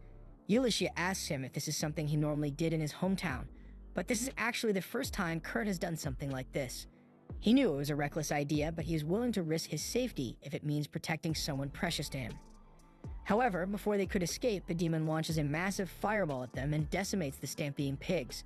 Kurt and Ulyssia are thrown to the floor, and the demon is closing in on them, so Ulyssia needs to do something. She asks Kurt to let her borrow his dagger, and Kurt is worried that she might get herself hurt, but Ulyssia assures him that she isn't trying to sacrifice herself again.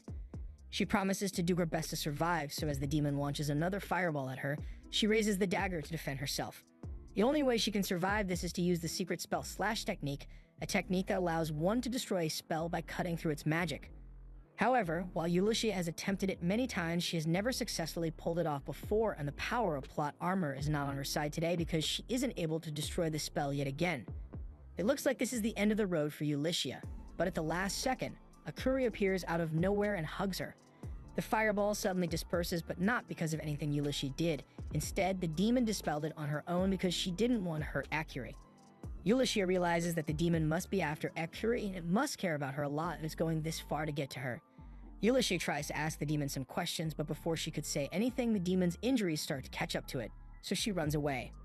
A few moments later, Ulyssia collapses from her own injuries, so Kurt rushes to her side and prepares to give her some medicine. Thankfully, Ulyssia's injuries weren't fatal, so she's going to live, and Akiri pats her face to cheer her up. Ulyssia appreciates the gesture, but then she remembers that Akiri isn't supposed to be here in the first place, so she freaks out and asks how she got here. Kurt tells her that he's sure he left Akiri in a safe place, but Akiri just popped out of thin air next to Ulyssia when she was about to get blasted. That sounds an awful lot like teleportation, and it's not like teleportation is a rare thing, but it always requires the use of a teleportation magic stone. So if Akiri is capable of teleporting without a teleportation stone, that would be a really significant development. She asks Akiri to demonstrate how she got here again, and Akiri gives it a try, but for some reason it isn't working. So she eventually gives up and says she can't do it. Ulyssia asks why, since Akiri was able to teleport over a long distance earlier, but before Akiri could respond, one of the pigs comes over, and Kurt and Ulyssia suddenly recall that all the client's pigs got roasted during Kurt's rescue mission, and she definitely won't be happy if she sees this, so Kurt says he will heal them immediately and round them back into their pig pens. By the time the client returns, she is pleased to see that all her pigs look happier than they've ever been. She wants to express her deepest gratitude for the help she has received, but then she notices that Kurt isn't here, so she asks Ulyssia where her husband went. Ulyssia freaks out a little from being called Kurt's wife again, but she regains her composure and tells the client that Kurt went to visit one of the neighboring farms. Kurt is currently riding the dragon on his way to that farm, but along the way, the dragon notices something on the ground, so they take a quick detour. Meanwhile, Ulyssia and Akiri start heading home in their carriage. Ulyssia is glad that Akiri is safe, but she is still wondering why the demon from earlier canceled her spell before it hit. Ulyssia recalls the demon panicking when it saw Akiri, so she might have canceled the spell to avoid hitting Akiri, but Ulyssia is going to need more information before she can draw any conclusions. She also has to worry about the possibility that Akiri can use teleportation magic at will, but that's a problem for another day, so she decides to just appreciate the fact that she's alive for now. A few moments later, Ulyssia hears Kurt calling out to her, so she stops the carriage and waits for him to land. She is wondering why Kurt didn't just go straight home. Then she sees the unconscious demon on the dragon's back, and she has a ton of questions. Kurt explains that while he was riding the dragon, it spotted something, so they went down into the forest to investigate, and after searching for a bit, Kurt found the demon lady unconscious on the ground from the injuries that Ulyssia inflicted. At first, Kurt didn't know what to do because he would like to treat the demon's wounds so she can survive, but at the same time, the demon could still be dangerous. Eventually, he decides to go through with saving its life, so he sets up a little fire so he can start brewing some medicine. The demon regained consciousness at one point, but she still couldn't move, so she asks Kurt what he is doing. Kurt explains that he is making medicine for her, but she calls him a fool for showing mercy to an enemy. However, Kurt knows the demon could have killed Ulyssia and Akiri if her spell had connected, but she chose to spare their lives, and that's good enough of a reason for Kurt to save her.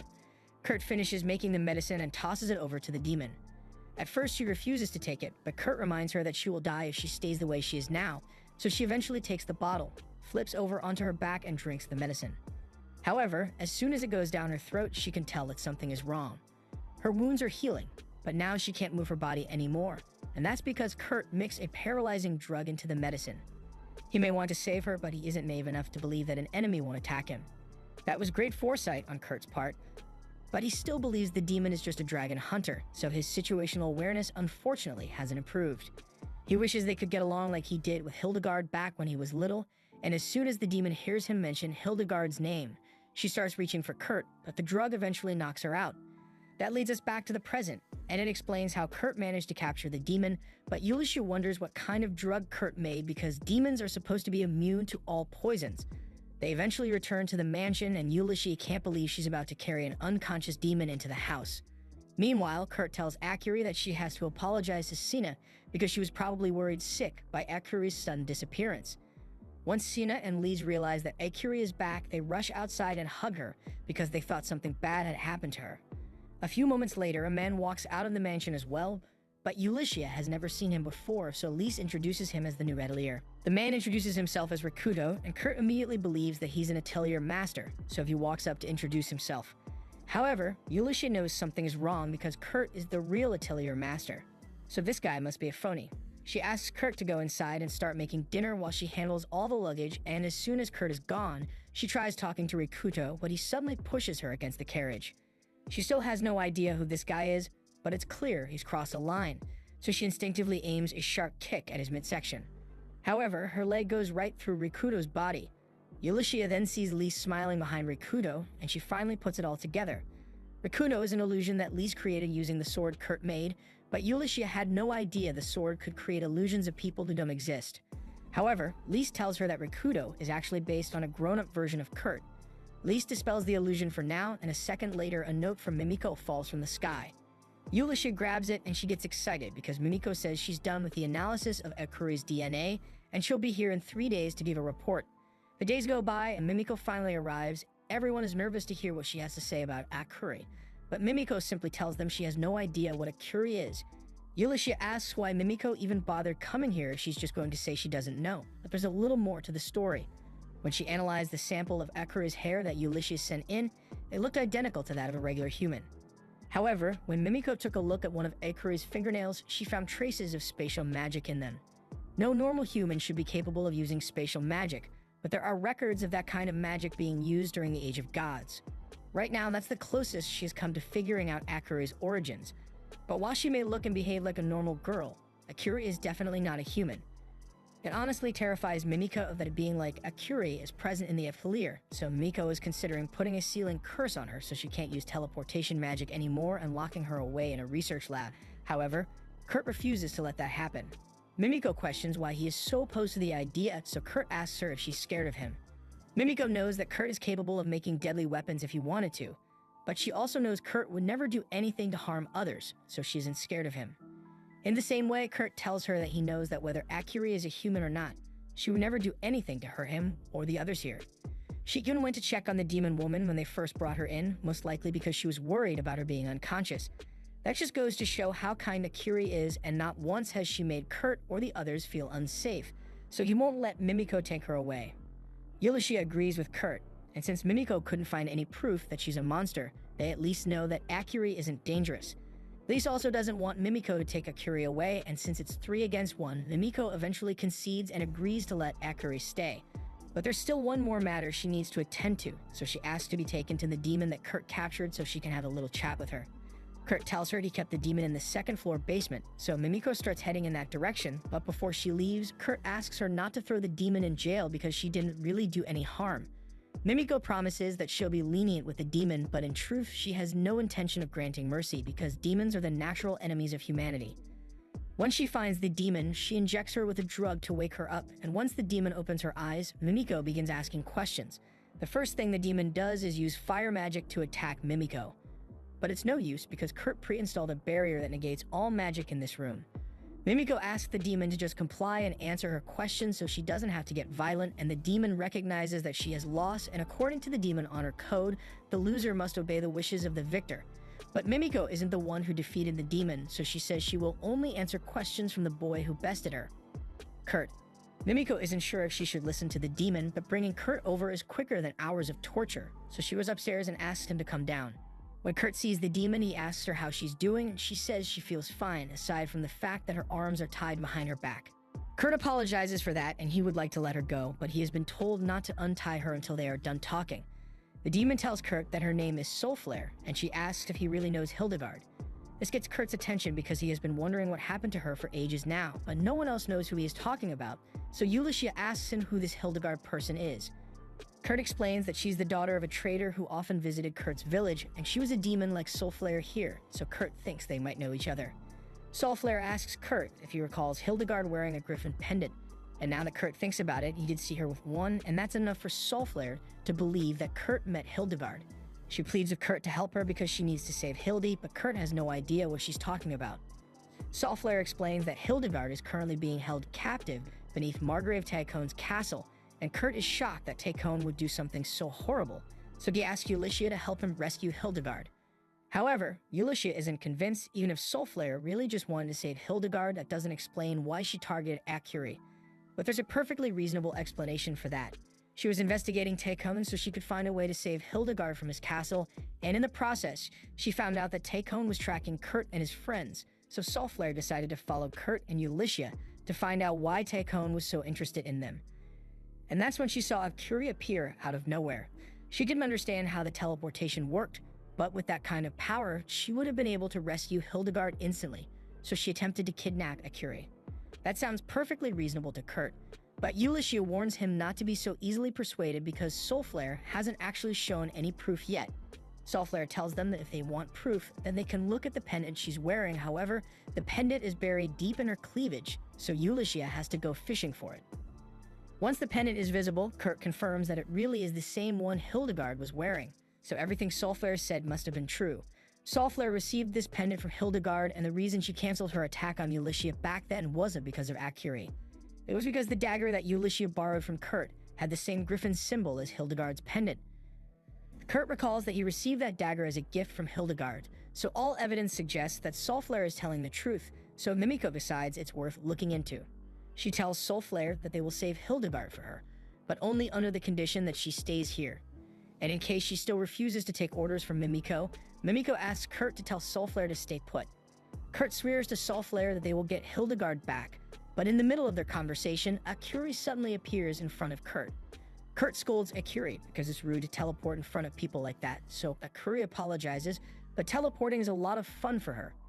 Kurt then approaches Mimiko, and even though he was the one who said he wants to save Hildegard, he has no idea how to do it, so he wants her help. Mimiko tells Kurt it's not a problem since everyone is here to help, but Kurt still feels a little down because he can't do anything to assist them. A little while later, Mimiko pulls up some blueprints of Tycoon's mansion so they can figure out where Hildegard might be, and Ulysses is honestly impressed that Mimiko was able to get her hands on Tycoon's floor plan on such short notice.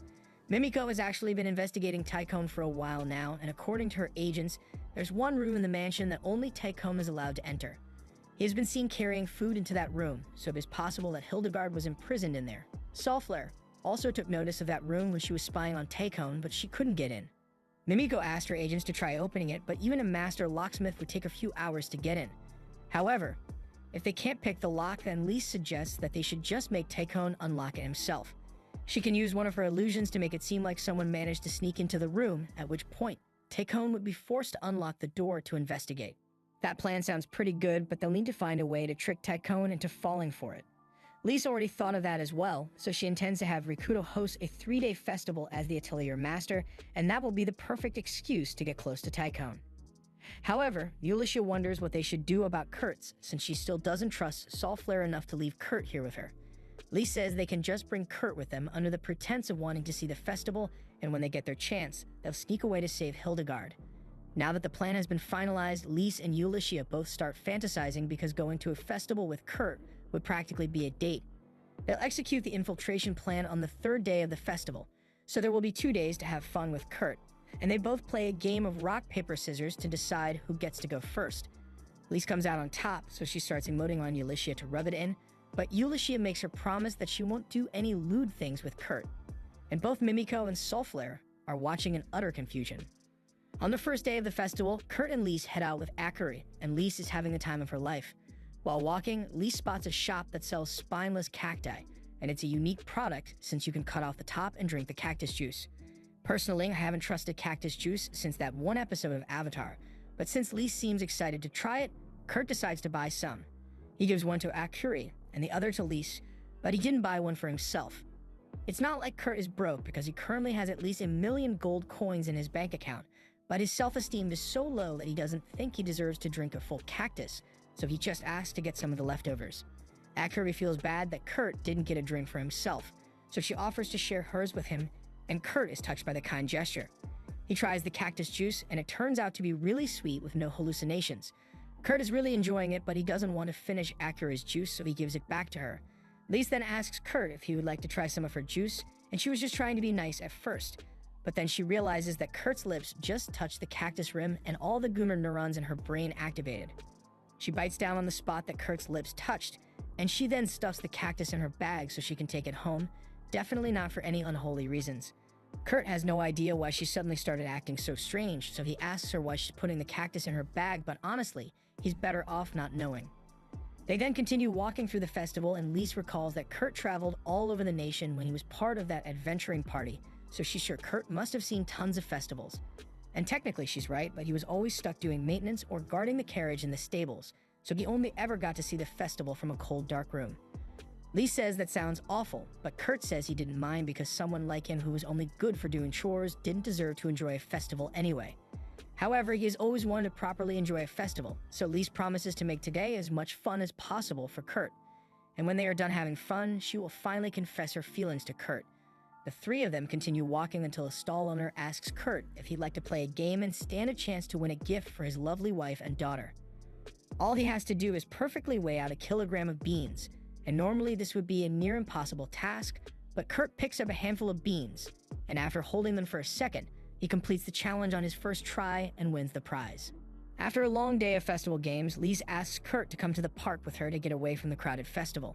She has set up the ideal scenery, and she's sure that Kurt enjoyed himself at the festival today, so he must be in a great mood, and this would be the perfect time to confess. However, when she approaches Kurt, he actually looks really sad. Lise then realizes her mistake because the park has a clear view of Tycoon's castle, and seeing it must have reminded Kurt that Hildegard is trapped in there. She asks Kurt if he's worried about Hildegard, but he says that isn't the problem. Everyone already promised that they would save Hildegard, so he has faith that they'll manage it, but it hurts that he hasn't been able to do anything to help. Lise points out that Kurt saved her from her curse, and he also built that huge mansion for all of them, but Kurt doesn't think any of that stuff matters because he is convinced any random guy could have done the same thing. Lise wants to tell Kurt that his skills far surpass those of normal people, but he probably thinks she's lying to him, so instead, she tells Kurt she loves him. Kurt is shocked to hear that all of a sudden, but Lise really means it, and she's not the only one who feels that way. Ulysses, Mimiko, Sina, and all the others at the atelier all care about Kurt deeply, so he shouldn't feel like he's being a burden on them, just because he can't help save Hildegard. Hearing that cheers Kurt up a lot, but then Kurt calls out to him because she's hungry, so Kurt goes over to get her some food. Lise is a little disappointed because her confession came off as platonic instead of romantic, but she's fine with it since it made Kurt feel better. However, next time she's going to make sure to properly convey her feelings to him. After Ulysses' sword was broken last time, she asked Kurt to make her a new one, so before the festival began, she contacted a famous blacksmith dwarf and went back to that mine that Ulysses owns. In no time, Kurt manages to find some mithril and adamantite just lying around, and the dwarf was shocked by how easy that was for Kurt. But when the time comes to craft the sword, he refuses to believe that Kurt can actually get it done like this. Mithril is notoriously difficult to work with, yet Kurt is basically melting it in a pot like it's nothing. As skeptical as he is, he still agrees to let Kurt use his forge, and to his surprise, Kurt makes a masterpiece of a blade in less than an hour. The blacksmith is stunned for a moment, but once he is done processing what just happened, he decides to go on a journey to hone his blacksmithing skills so he can become as good as Kurt is. Ulysses was really excited to receive the sword since it's the first gift Kurt has given her, and back to the present, it's time for her to go on her date with him. Kurt and Ulysses walk out into town as the second day of the festival begins, and since Akuri is still tired from all the fun she had yesterday, they decided to let her sleep in. This works out great for Ulysses since it means she will have Kurt all to herself, and she already has a ton of fun spots she plans to take Kurt to. However, all of a sudden, She hears a commotion, and when she looks over, she sees a father-daughter store getting robbed by some delinquents. Now, Ulysses is perfectly fine with letting them get robbed since she doesn't want to interrupt her date with Kurt, so she pretends not to see anything. But before she knows it, Kurt has already left to help the family. Kurt walks up to the stall and tells the thugs to stop what they are doing immediately. The thugs tell him to mind his own business, but Kurt insists that they explain what's going on here. So the thugs say they don't like how this man's meat buns taste, so they are busting the place up so no one has to taste this trash. Kurt thinks it's rude to call someone's hard work trash, so he picks up one of the meat buns and says he'd like to buy it. He then takes a bite and compliments the man's excellent meat choice and preparation. The thugs don't appreciate Kurt ruining their fun, so the short one shoves him, and Kurt has no combat skills, so he stumbles back a few feet. This is when Ulysses finally decides to step in and tells the thugs that Kurt is part of an Atelier. As soon as the thugs hear this, they start having second thoughts because they know Ateliers hold a lot of power in the kingdom, so they run off. Kurt then goes to check on the man, and he discovers that the thugs broke a couple of his bones, so he is really worried. Ulysses tries telling Kurt that a few swigs of his medicine should be enough to heal broken bones, but Kurt still believes everything he makes is mediocre, so he insists on taking the man to a hospital and runs off before Ulysses can stop him. She is incredibly disappointed because, at this rate, her date with Kurt is going to be ruined, but she hears the man's daughter start crying and realizes she might be worrying about the wrong thing here. Just then, Ulysses notices one of Mimiko's agents nearby disguised as a melon seller, so she goes over to see if she has any information to give. Long story short, the agent tells Ulysses that there's a cooking competition that's going to be held later this afternoon, and that Meat Bun Stall is planning to enter, but the reigning champion, Gargle Restaurant, doesn't want to lose its title as the best food stall, so they hired thugs to destroy their stall. Ulysses realizes that this means her date was ruined because of Gargle Restaurant's pettiness, but since they've already driven the thugs away, she is sure she can continue her date once Kurt gets back. Unfortunately, the plot needs to happen, so when Kurt returns, he tells Ulysses that the man is going to be in the hospital until tomorrow, so he asks Kurt to look after his shop and daughter for him. Ulysses' chances of a normal date are officially gone, so she decides to channel her frustration into rage and swears she's going to crush the Gargle Restaurant for ruining her plans. Kurt has no idea what Ulysses is talking about, so she explains that there's going to be a cooking competition later today, and she wants to help the Buns stall win. However, the little girl tells her there's no chance of winning the competition anymore because those thugs dumped out all the meat bun paste, so there's none left to sell, let alone enter the competition. Ulysses tells the girl everything is going to be alright because she and Kurt will help her. She asks Kurt if he could make some delicious meat buns, and it's Kurt, so of course he can. But Kurt won't be the one making the buns since his would be too good, so instead, Ulysses plans to have Kurt teach Luna how to make it so she can continue making the buns once they're gone. Luna promises to work hard to make her father proud, so Ulysses gets up and says they are going to remake those buns and win the competition. But first, they'll need to acquire some new ingredients, so she asks Kurt if there's anything he needs her to get. Kurt tells her to go buy some spineless cacti from the stalls nearby, and then she should go get the bag of beans that he won at the festival yesterday. And while she's doing that, he says he will get to work digging right here. Ulysses was on board with everything right up until the point he started talking about digging holes. She reminds Kurt that this plaza belongs to the Lord, but Kurt says it's not a problem since he can dig it fast enough that no one will be inconvenienced. However, that's not what Ulysses was worried about. Kurt then asks if she knows where he could borrow a shovel, but Ulysses insists that he should get permission before doing construction work on someone else's land. On the other side of town, Gargle is treating the judges of the cooking contest to one of his delicious treats, and they are praising him for his exquisite food. Gargle is pleased because he is certain to win this year's cooking contest, partially because he kind of bribed the judges before the contest began, and he already went to great lengths to make sure his rivals were destroyed. However, to his dismay, he soon hears people talking about some delicious buns they just bought, and he is starting to get worried, so he decides to head over there to see what's going on. He is sure he told those thugs to destroy the Buns stall, but to his surprise, he finds out that the stall is not only still there, but its business is better than ever. There's even some sort of new spa structure next to it, and Gargle has no idea when that was built. The judges soon arrive at the stall because they've been hearing a lot of good things about the buns here. Gargle is panicking because he doesn't want the judges to taste those buns, so he tries convincing them that the buns must be rotten because the paste inside them is completely black. However, Luna interrupts him mid-sentence and brings a plate of buns out to the judges. She informs them that while the paste in her buns might be black, it still tastes great regardless. She explains that it was made with boiled beans and ripened cactus nectar, giving it a sweet and savory flavor.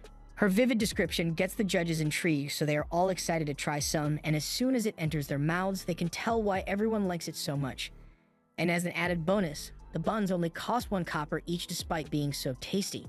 Gargle doesn't believe the buns could possibly be that good, so he decides to try one for himself. And he finds out that it really is that good. The judges ask Luna if there is a secret to making the buns so fluffy, so Ulysses comes over and explains that the temporary owner got a little carried away with preparation. He said to get the best result, the buns need to be boiled in water that has baking soda in it. So they use water drawn straight from the hot spring.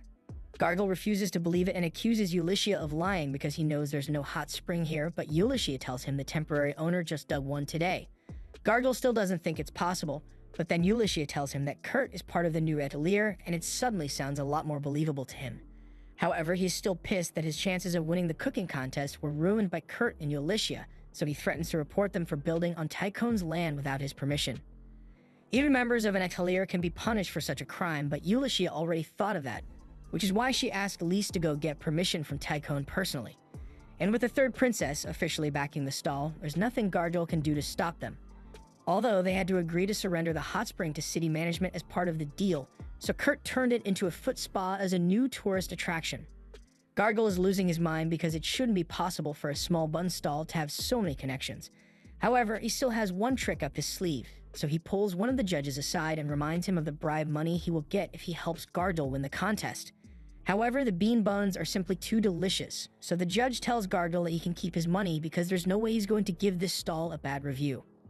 Just then, Gargle spots the thugs he hired hiding around the corner, so he runs up to them and says they should hurry up and destroy the stall. He even promises to bail them out if they get thrown in jail, but all of a sudden, he hears a girl's voice, and the thugs fade away to reveal Lise. The real thugs have already been arrested and thrown in jail for destruction of property, and Gargle just admitted to hiring them to commit all that destruction, but that alone wouldn't be enough to lock him away for a long time. Fortunately, Ulysses did some digging and found out that Gargle is the supplier for Tycoon's personal chef and has been adding drugs to his food to get people addicted. And that is very much illegal, so they have every right to take him away now. Gargle realizes that he has been caught, but he refuses to go down like this, so he pulls out a knife and lunges at Lise so he can escape. That doesn't go so well for him, and within seconds, he is tackled to the ground by 2 of Mimiko's agents. Ulysses then tells him he just made things a lot worse for himself because Lise over here is the third princess, and attacking her just added treason to his charges. Gargle is then dragged away, and it's crazy to think that all this happened because Gargle wanted to win a stupid contest so badly. Once Gargle is gone, Lise takes a moment to rub it in Ulysses' face that she couldn't have a proper date with Kurt. But Ulysses is just glad she was able to make Luna and Kurt smile today. Later that day, Tycoon is informed that Gargle was arrested, and he is shocked because Gargle was his castle's only food supplier. He asks what Gargle did in hopes of getting him out of jail, but his assistant informs him that Gargle attacked Princess Lise at the festival today, and there's nothing Tycoon can do to save him from that kind of screw-up, so he gives up on getting him released. However, Tycoon still has a major problem because Lise is supposed to come over for tea tomorrow, and how is he supposed to serve the princess if his food supplier is in jail? Tycoon's assistant then comes up with a proposition and suggests that they could hire a local bun stall to make the tea party snacks since they were quite popular during today's festival. Tycoon doesn't have much of a choice, so he agrees to hire the food stall as his new food supplier in preparation for Lise's visit tomorrow. But speaking of Lise, she's been acting rather strange lately. She randomly came to him today and asked for a building permit in person and said she'd be back for tea the next day along with the atelier. Tycoon is worried that she might have figured out what he's doing here, but none of that matters as long as he gets to meet the atelier and convey his deepest wish. The next morning, Lise and the others are getting ready for their plan to rescue Hildegard, and their goal is to get to the secret room behind the kitchen. They don't know for sure that Hildegard is in there, but it's their best guess. Kurt tells everyone that he's going to go help Luna with her stall today since she happened to get a really big order, but it definitely shouldn't affect their plan. Once Kurt leaves, Lise and Ulysses go over the details of the plan, and basically, Lise will create an illusion of herself and Rikudo to meet with Tycoon, and eventually, they will trick him into unlocking the secret room so they can find out what's inside. Or at least that was how it was supposed to go. But on the way there, they get a note from one of Mimiko's spies telling them that Kurt and Luna were hired by Tycoon to cater today's tea party, and he is currently in the kitchen right next to the secret room. Kurt was initially just going to help Luna with the store for the day, but when he arrived that morning, he found her talking to some guards from Tycoon's mansion. They tell her that the Margrave would like to order 100 buns from this store in preparation of a special event he has planned for today, which wouldn't be an issue. But the Margrave also requested to have the chef come to his mansion, and little girl can't afford to leave her shop unattended. Kurt doesn't want her to lose out on today's business, so he offers to make the 100 buns and go to the mansion in her place so she can stay here. And while he's making the buns, he offers a few samples to the guards as thanks for being so polite about the whole thing. The guards are grateful for the treat, so they all dig in. And as soon as they eat the buns, their taste buds are sent to heaven and they pass out from bliss while standing. Luckily, it only takes Kurt a few minutes to finish preparing the 100 buns, so he goes outside and snaps the guards out of it so they can all head to the mansion. Upon arrival, Kurt is shocked to learn that the buns he made are going to be served to the princess of the kingdom, and he still has no idea that Lise is the princess, so he is worried that he might get executed for disrespectfully serving mere buns to royalty. However, the attendant tells him he has nothing to worry about because this was Tychoon's request. He also asks Kurt to wait until the Tychoon's meeting with the princess is over in case either of them want to meet him. Meanwhile, Lisa's meeting with Tychoon has been going well so far, but Ulycia has to stay nearby in case something goes wrong, so she can't go keep an eye on Kurt. She just hopes he doesn't do anything dangerous while she's not there, but as she says this, Kurt is busy thinking about doing something dangerous. He and Akuri are sitting in the kitchen, and he is staring right at the door that is supposedly holding Hildegard captive, so it is hard for him to sit still. Akuri notices that Kurt is behaving strangely, so she asks him what's wrong, and Kurt explains that one of his friends might be behind that door, but it's locked, so it is making him anxious. As soon as Akuri hears this, she offers to take Kurt inside, and before Kurt even has a chance to respond, she grabs onto him and teleports into the room. Kurt is surprised once he realizes that Akuri teleported him past the door because he had no idea she could teleport other people with her. But even though he's already inside the secret room, Kurt doesn't want to mess up Ulycia and Lisa's plan, so he asks Akuri to teleport him back outside. However, Akuri tells him she can't do it, so Kurt assumes there must be some sort of cooldown on her teleportation, meaning he's going to be stuck in here for a while. Just then, Kurt hears a woman's voice from the door next to him, and he believes it might be Hildegard, so he immediately takes out a pin and starts picking the lock. The lock is extremely complicated and was made to be impossible to bypass, but Kurt gets through it quicker than the lock-picking lawyer and opens the door. However, while he does find a woman inside, he can immediately tell that it's not Hildy. It's a really old lady.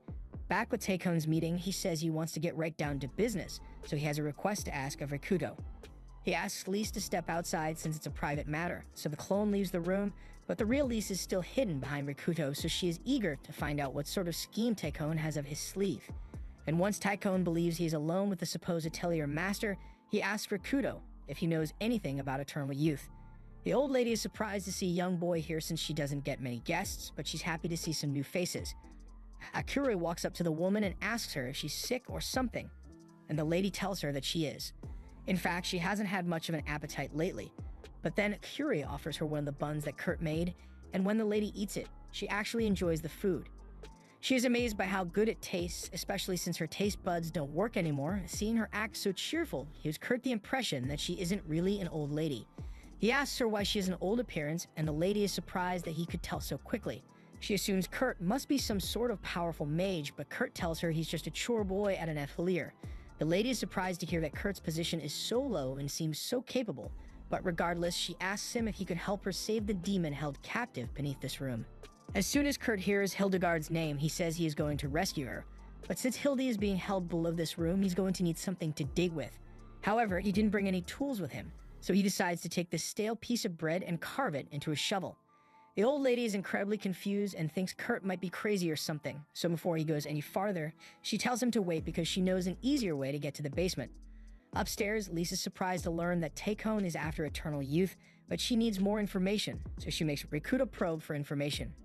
Tychoon knows it's not easy to achieve eternal youth, however, races like elves and demons live several times longer than humans do, so there must be a way to recreate the effect and make humans live longer as well.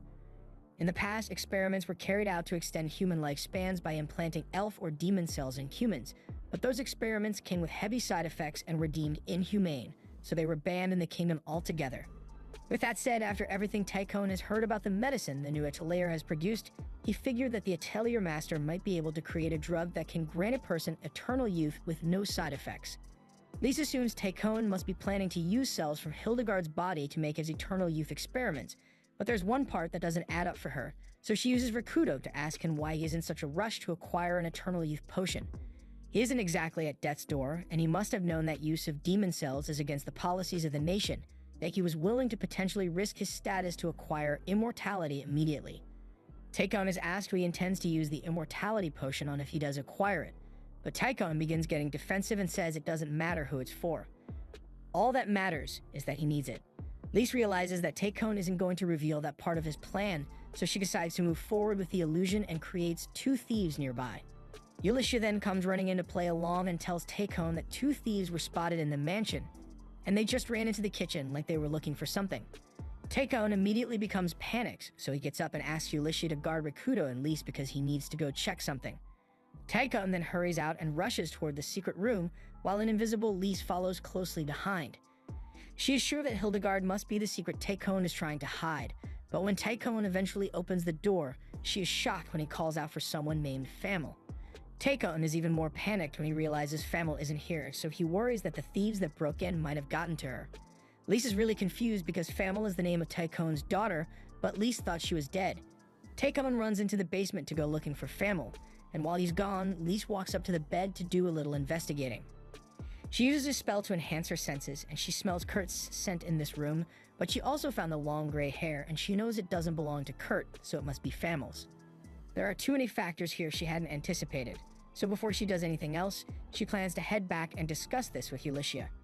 Meanwhile, Famel has just led Kurt and Akiri to the room where Hildy is being kept, and once Kurt opens the door, he finds Hildy held in a giant magic circle.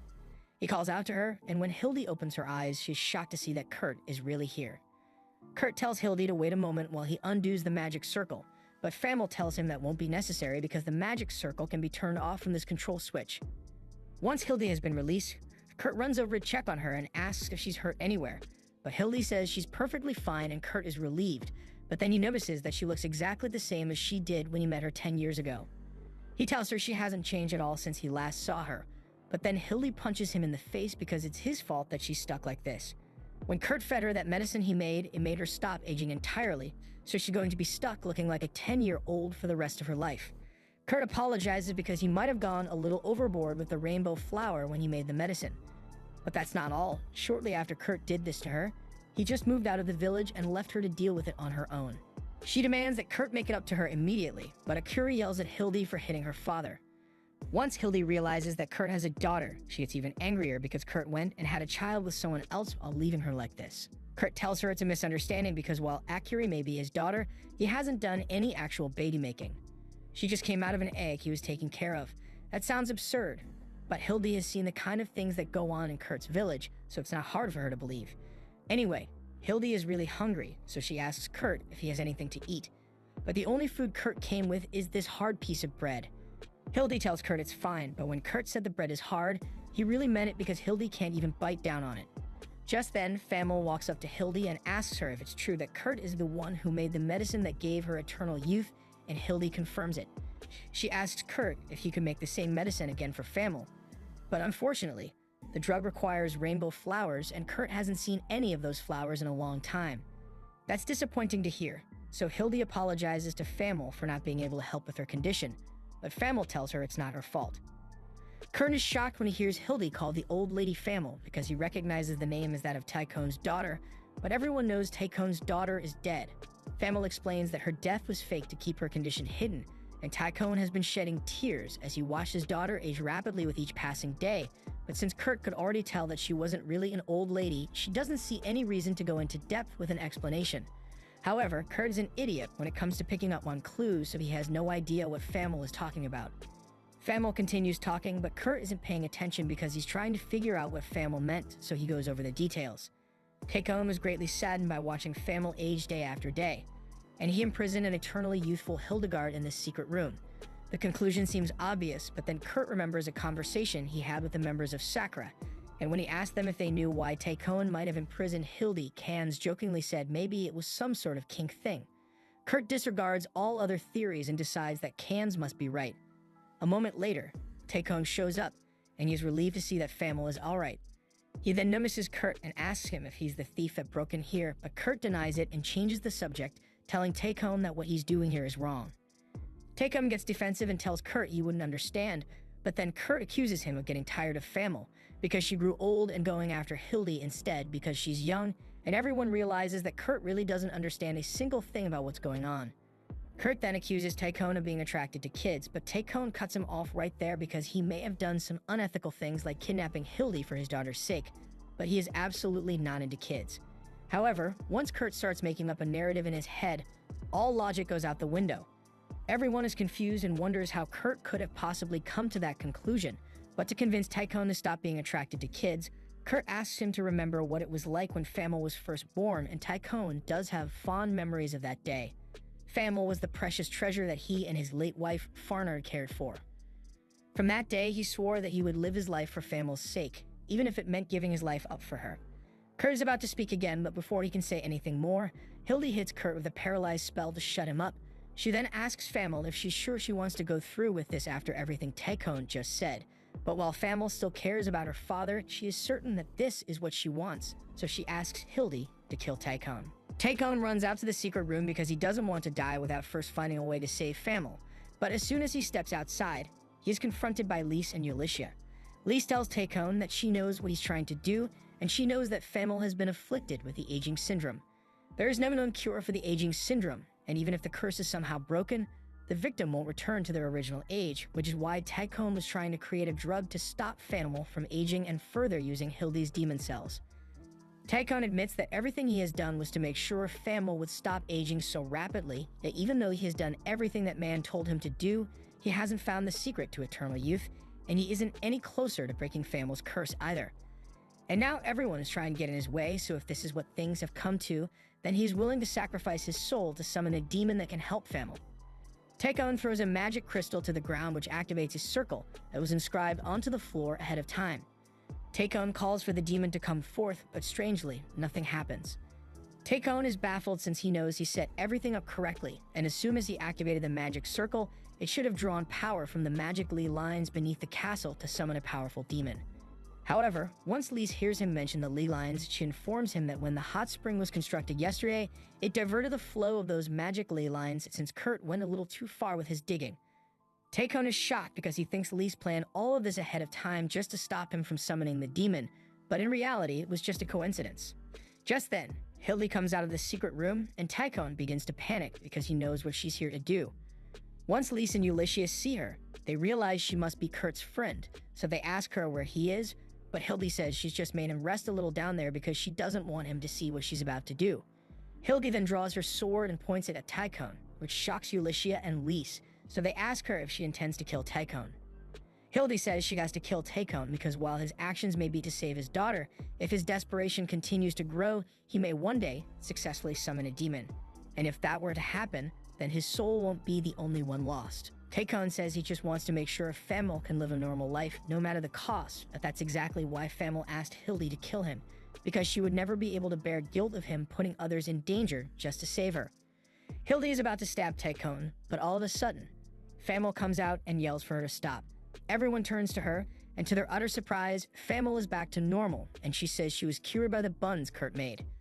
That's a phrase Taekon never thought he would hear, but he's not going to complain because he's just glad that she has been cured.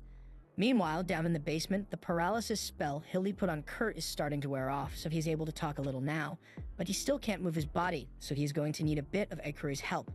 Kurt asks her to reach into his bag and pull out the bottle he has in there, so Akuri does so, and then Kurt asks her to feed him one of the pills in that bottle. Once Akuri feeds him the pill, Kurt regains full control over his body, so he's ready to go help upstairs, even though he still doesn't understand the situation at all. Meanwhile, upstairs, Taekon is still embracing Famil, but Lise gets his attention because there's still a lot to discuss regarding what just happened. Taekon already knows what's coming, so he turns to Lise and says he is ready to accept whatever punishment she has in store for him. Lise tells Taekon that he attempted to summon a demon and also imprisoned a demon without permission, both of which are serious crimes even for a noble like him, so he would likely face imprisonment or even execution for his actions. Famil speaks up and pleads for Lise to reconsider because she says Taekon isn't a bad person. Everything he did was for her sake, so if someone must be punished, Famil asks to be punished in place of her father. However, Lise tells them that she doesn't actually intend to punish anyone. As a member of the royal family, it is her job to report things like what Tycoon has done, but then again, since he was only doing it out of love for his daughter, Lise is willing to pretend that none of this ever happened as long as Tycoon promises to work for the good of the atelier from now on. Tycoon is grateful that Lise is showing him mercy and agrees to her demands, so now all they need to do is get Kurt to erase the demon's summoning circle, so they can put this whole mess behind them, but before they could do that, a man shows up and tells them they won't be getting a happy end. Hildy recognizes him as a man named Scripter, and Tycoon says he's the one who brought Hildegard to him and taught him how to draw the summoning circle. Scripter thought that once the demons allied with Hildy found out she was in Tycoon's castle, they would attack and start a war in search of her. But to his disappointment, none of them took any aggressive action. Hildy says she warned all her allies ahead of time not to start fights with the humans because she knew Scripter might try to do something like this, and it looks like the warning paid off. Scripter hates how all of his plans for chaos have been failing recently.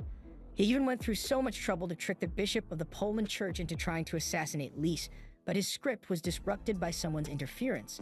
And now his plans are being ruined again, although he isn't quite sure how they managed to dispel the aging curse he put on Famo. As soon as Tycoon hears those words, he realizes the Scripter is the one who cursed his daughter, and he is so enraged that he immediately attacks Scripter, but his punch is stopped by a force field surrounding him. Ulysses joins in on the attack, but the force field stops her slash as well. However, since Kurt was the one who made her sword, it qualifies as a holy weapon and possesses so much power that it begins to crack Scripter's shield. Scripter is shocked because he hadn't expected to come across someone wielding a holy sword, so he's going to have to retreat soon. But before he leaves, he has one final trick to play, so he pulls out a small vial with some black liquid. As soon as Hildy sees the bottle, she yells for everyone to take that bottle from Scripter at all costs because it's bad news. Unfortunately, it was already too late as Scripter managed to dump the black liquid on the summoning circle, which led to its activation. The demon is now being summoned, and as luck would have it, it turns out to be the same greater demon that attacked them before. Ulysses doesn't understand how it is still alive because she's sure that she killed it last time. The demon tells her that demons are spiritual beings, so it's very difficult to actually kill him. But you will admit that the being defeated last time cost him several centuries worth of his magic reserves. Lise tries pulling out her magic sword while the demon is distracted, but the demon is already aware of what that sword can do, so he knocks it out of her hand before she can use it. Hildy launches a fireball at the demon, and Ulysses charges in with her holy sword while Lise begins casting some light magic. However, before either of them could complete their attacks, the demon shoots them in the arm with arrows of dark energy. Ulysses can't believe he was able to react to their attacks despite getting hit by Hildy's fireball, but the demon tells her spells like that are useless against his magic barrier. The only thing here that could have actually hurt him is that holy sword, but with Ulysses' arm injured, she can't use it anymore.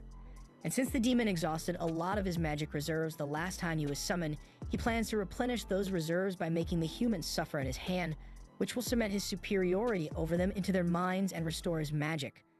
However, that also means that if Lise and Ulysses are able to shake the demon's confidence, he will lose power and disappear. But that's a lot easier said than done when he's currently twisting the arrows in their shoulders. Lise tries her best to hide her pain so the demon won't benefit from her suffering, but she's not going to last long at this rate. The demon is happily watching Lise and Ulysses struggling to keep a straight face, but all of a sudden, Kurt shows up, and he seems pretty calm after seeing the demon lord, almost a little too calm. He says it has been ages since he last saw one, so he had thought they all went extinct. But then again, it's never easy to get rid of pests completely. Provocative insults like calling the demon an insect are a good way to rattle its confidence, but Kurt isn't calling the demon a pest to be insulting. Back in his village, he had to deal with demon lords often, so he genuinely sees the demon as nothing more than an inconvenient insect. The demon is offended that Kurt would dare to talk to him like that, so he launches a fireball at him. However, before the fireball could hit Kurt, Akuri teleports it away and makes it hit the demon instead.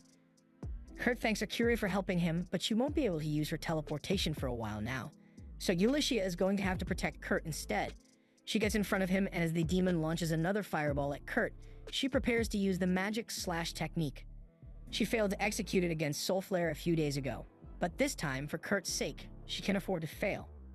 Ulysses' sword makes contact with the spell, and she attempts to slash it, but she once again fails to pull it off. However, because she is using the sword Kurt made, something else happens and the demon's flames are absorbed into the blade. Ulysses isn't sure what just happened, but she just goes with it and shoots the fire back at the demon. The demon is starting to lose its composure because it is getting overwhelmed, but even if he is going to be defeated, he's going to take one of them with him. So uses his special move and uses its arms to stab Hildy through the chest. or at least that's what he wanted to do, but when he hit her, his arms crumbled to pieces. The demon asks how this could be possible because nothing should be hard enough to block its attack. But then Hildy pulls out that loaf of bread that Kurt made earlier. And I'm not sure it's a good thing, but Kurt somehow made it so hard that it could probably survive the heat death of the universe. That sounds completely absurd, but the demon then realizes that this isn't the first time he has experienced something like this, so he asks Kurt if he happens to be from the Haas village.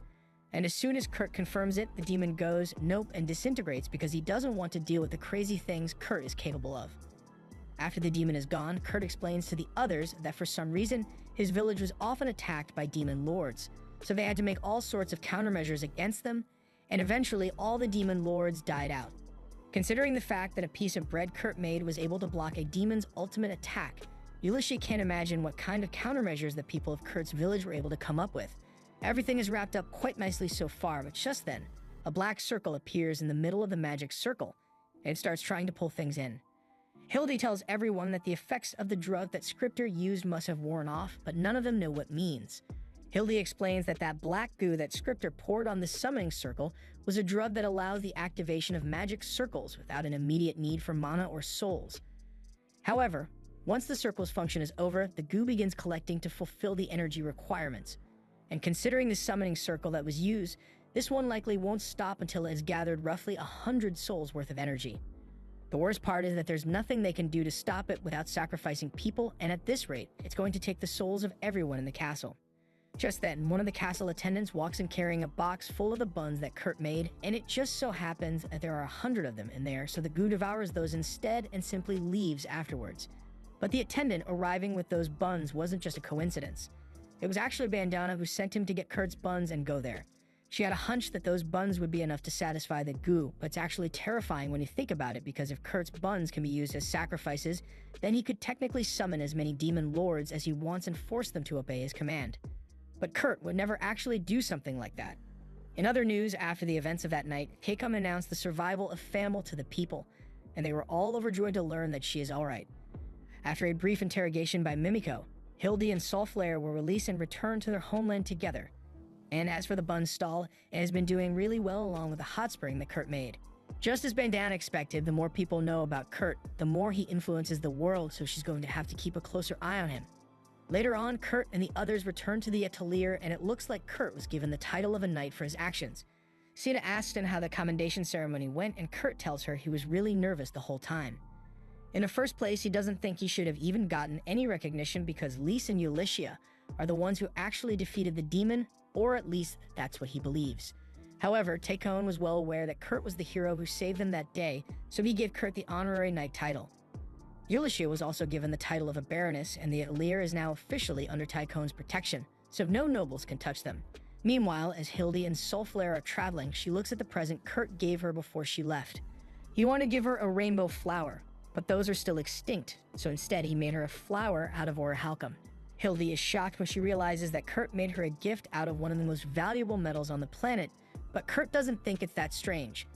Hildy can't believe she made such a stupid face in front of him, but she's still glad she got to talk to him since this is the first time they've seen each other in over 1,000 years. Seriously, that means that even though Kurt is over a millennia old, and if he hasn't learned common sense by now, there's no hope for him. Back at the atelier, they are holding a party to celebrate, but Kurt notices that Rikudo isn't touching his food at all, so he goes over to ask if something is wrong. Lys can't let Kurt find out that Rikudo is an illusion, but she also doesn't want Kurt to keep thinking of himself as nothing but a chore boy. So she makes Rikudo say he's going on a journey to the royal capital, and while he's away, he is officially appointing Kurt as the new atelier master. As expected, Kurt doesn't think he deserves such a title, but everyone already planned for this, so they trick him into thinking it's a common thing, so Kurt ends up going along with it. The end.